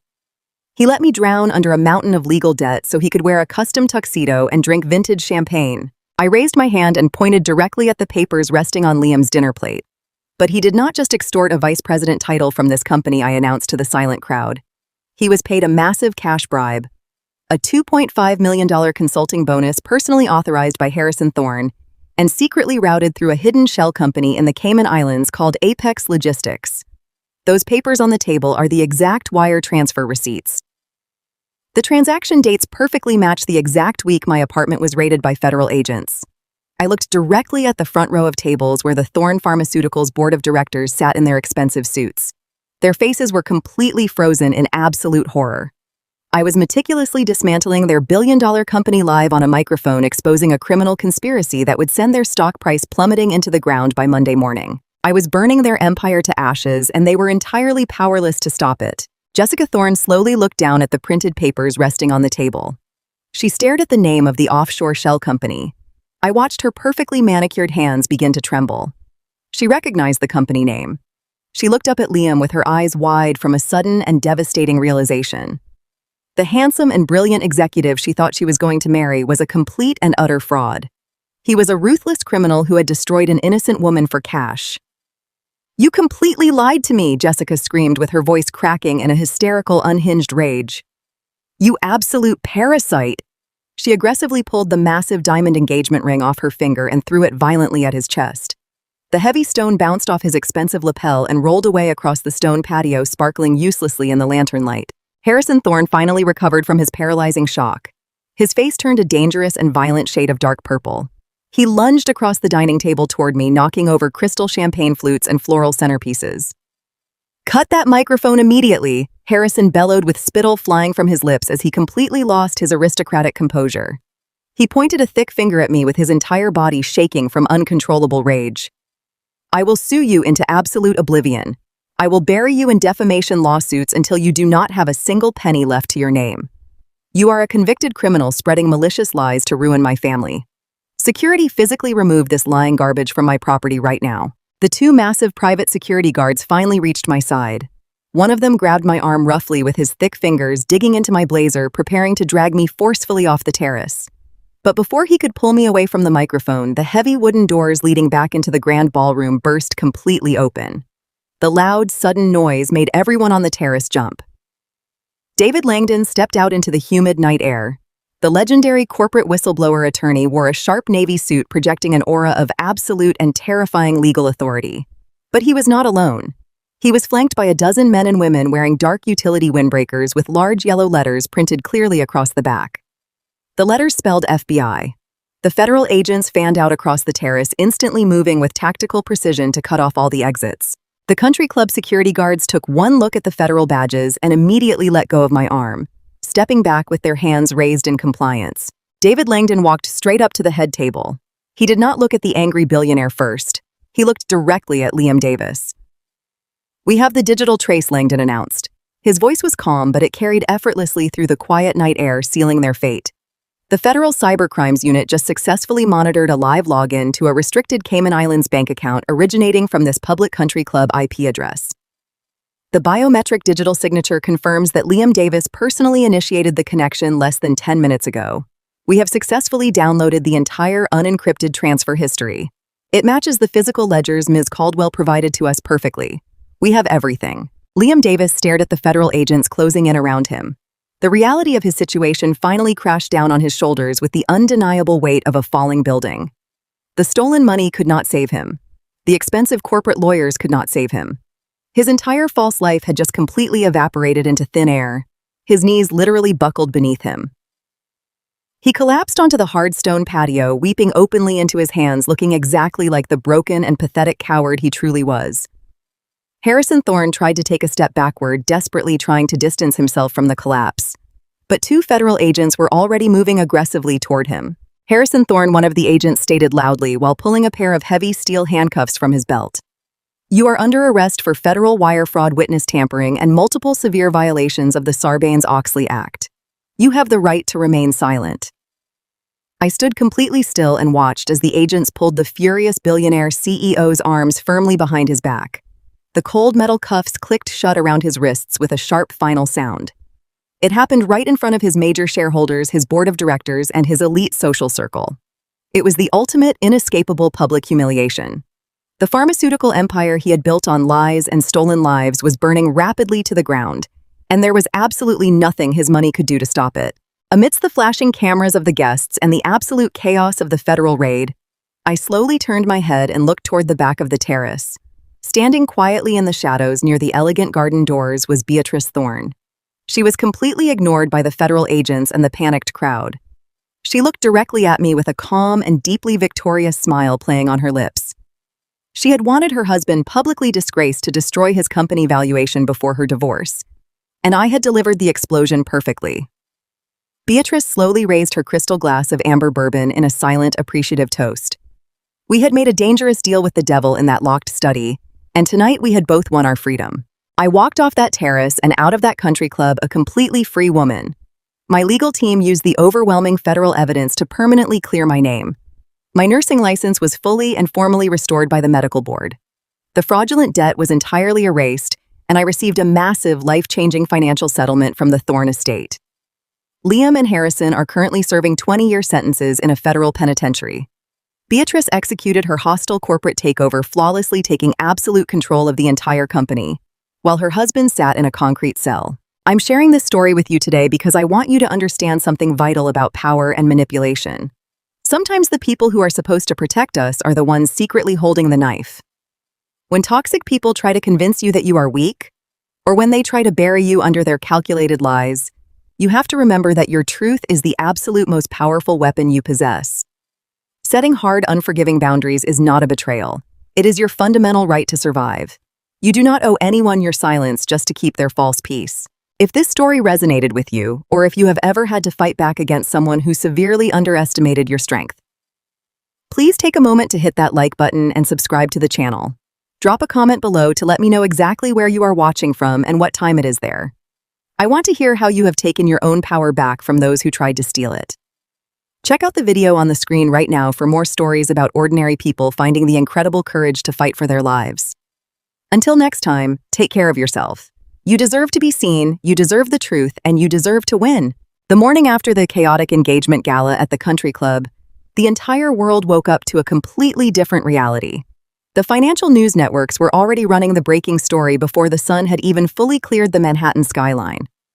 The Federal Bureau of Investigation did not waste a single hour processing the mountain of evidence we had dropped perfectly into their laps. By Monday morning, multiple sealed federal indictments were officially handed down, and the crushing weight of the United States justice system fell squarely onto the shoulders of the corrupt elite. Harrison Thorne, a man who had spent 3 decades believing his immense wealth essentially made him a god walking among ordinary men, was denied bail. His sprawling assets were frozen by federal prosecutors so incredibly fast that his elite legal team could not even secure a massive retainer from his primary accounts. The sheer terrifying magnitude of the wire fraud combined with the blatant, arrogant violations of the Sarbanes-Oxley Act triggered an immediate and total panic on Wall Street. Thorne Pharmaceuticals stock plummeted over 60% in a matter of a few trading days. It was an absolute financial bloodbath for the institutional investors, but for Beatrice Thorne, it was a perfectly orchestrated masterpiece of corporate vengeance. Beatrice executed her hostile takeover with the surgical, ruthless precision of a master tactician. She immediately convened an emergency board of directors meeting while her furious husband was sitting in a sterile concrete holding cell. She systematically removed all of his loyalists from the executive suite, seized the controlling corporate shares at a fraction of their former value, and publicly vowed to the media to restructure the entire pharmaceutical company with absolute ethical transparency. She took total control of the billion-dollar empire without ever getting her own hands dirty. And then, there was Liam. The man who had callously sold my entire life for a corner office, a custom tuxedo, and a luxury sports car, found himself entirely abandoned by the world he had sacrificed me to join. Jessica Thorne permanently canceled their lavish engagement the very morning after the federal raid on the terrace.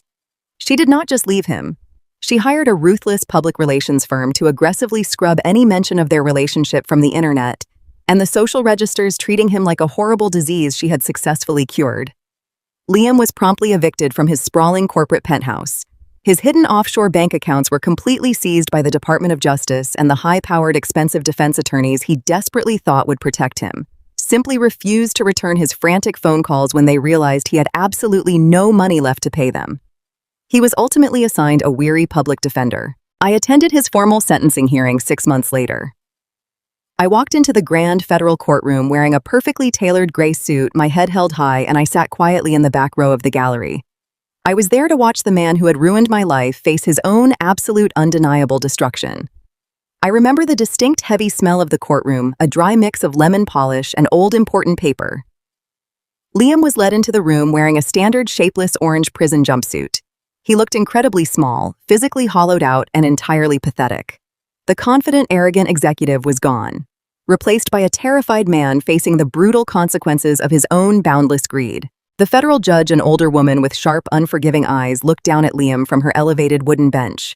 She called his actions a profound, sickening betrayal of human trust, a callous disregard for the sacred bond of marriage, and a vile abuse of corporate power.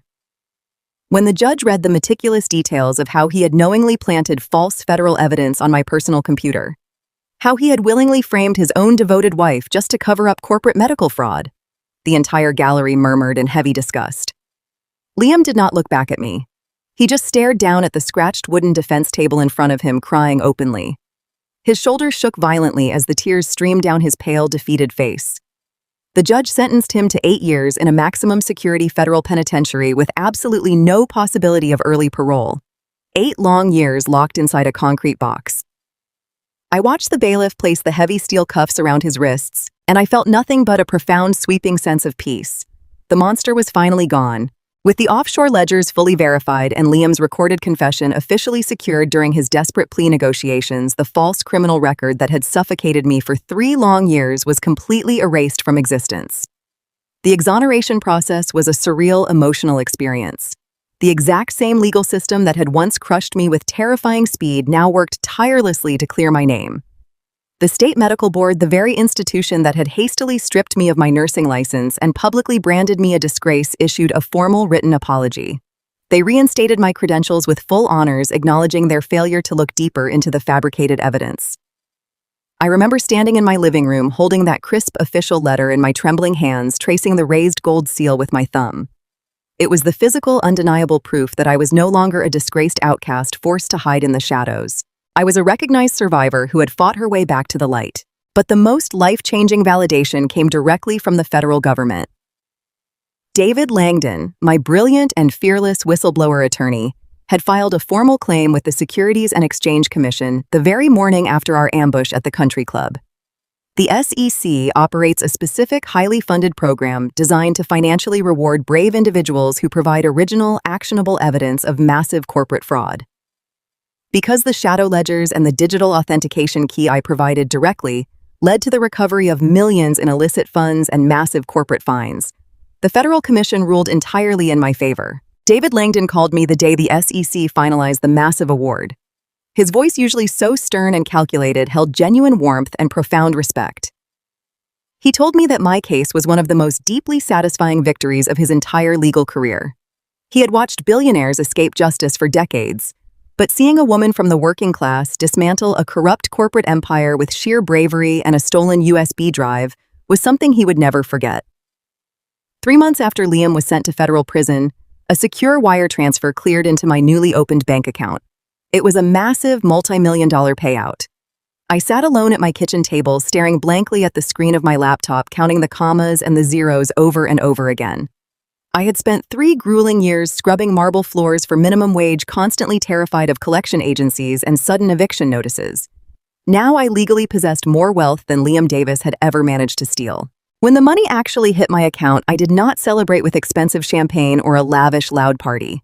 I simply made a quiet cup of hot chamomile tea, walked out onto the small balcony of the temporary apartment I was renting, and watched the sunrise.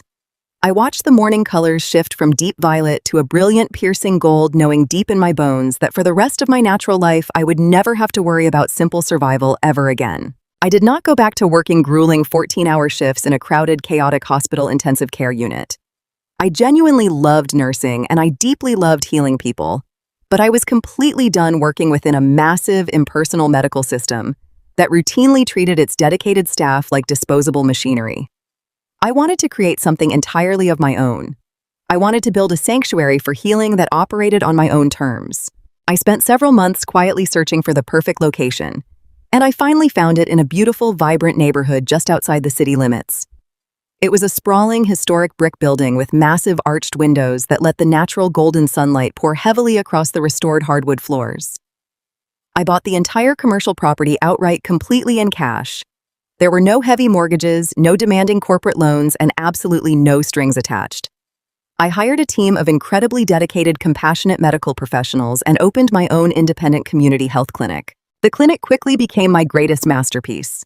I proudly named it the Caldwell Community Health Center, reclaiming my maiden name and hanging it brightly above the main glass doors in clean, welcoming lettering. We painted the interior walls in soft, calming shades of sage green and pale blue.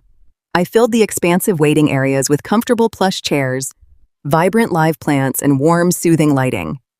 It does not smell like sharp, harsh antiseptic. It smells like fresh lavender and clean cotton. My entire staff is paid a thriving, generous wage, treated with profound professional respect, and given the actual resources they need to truly heal their patients. We focus heavily on accessible preventive care, offering comprehensive nutrition counseling, pediatric support, and chronic illness management for working-class families who usually avoid doctors out of the sheer fear of medical debt. We do not turn vulnerable people away. Every single time I walk through the front doors of my clinic and see the waiting room filled with people getting the quality help they actually deserve, I know with absolute certainty that every single tear I shed during those 3 dark years was ultimately leading me directly to this exact, beautiful purpose. I took the very worst experience of my entire life, the trauma of having my medical career weaponized against me, and I used the financial spoils of that brutal battle to bring actual, tangible healing to the world. My personal life also transformed into a quiet, beautiful, and fiercely protected haven. I bought a small, elegant house surrounded by old, towering oak trees and a wild, blooming garden. The very first night I slept in my new home, I lay in my comfortable bed listening to the gentle, rhythmic rustle of the leaves outside my bedroom window.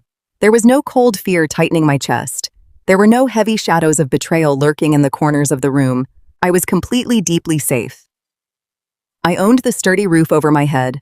I owned the successful business that fulfilled my soul, and I owned my absolute, undeniable freedom. The heavy, suffocating weight of being the victim, the corporate scapegoat, the easily discarded wife, was permanently lifted from my shoulders. I had faced the absolute worst of human greed, and I had survived it with my dignity completely intact. My home is my absolute sanctuary.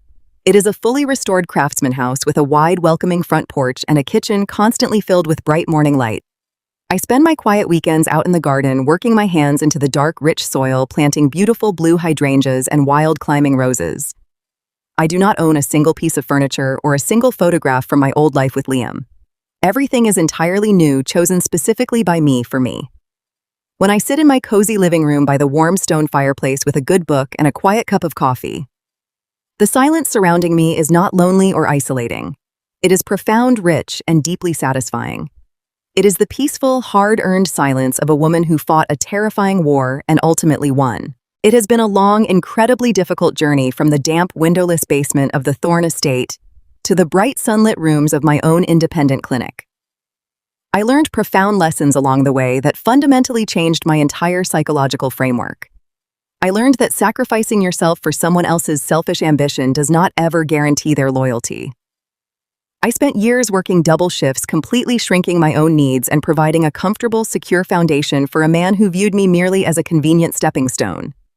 True love and genuine respect are never transactional, and they never require you to completely abandon your own dreams to facilitate someone else's rise to power.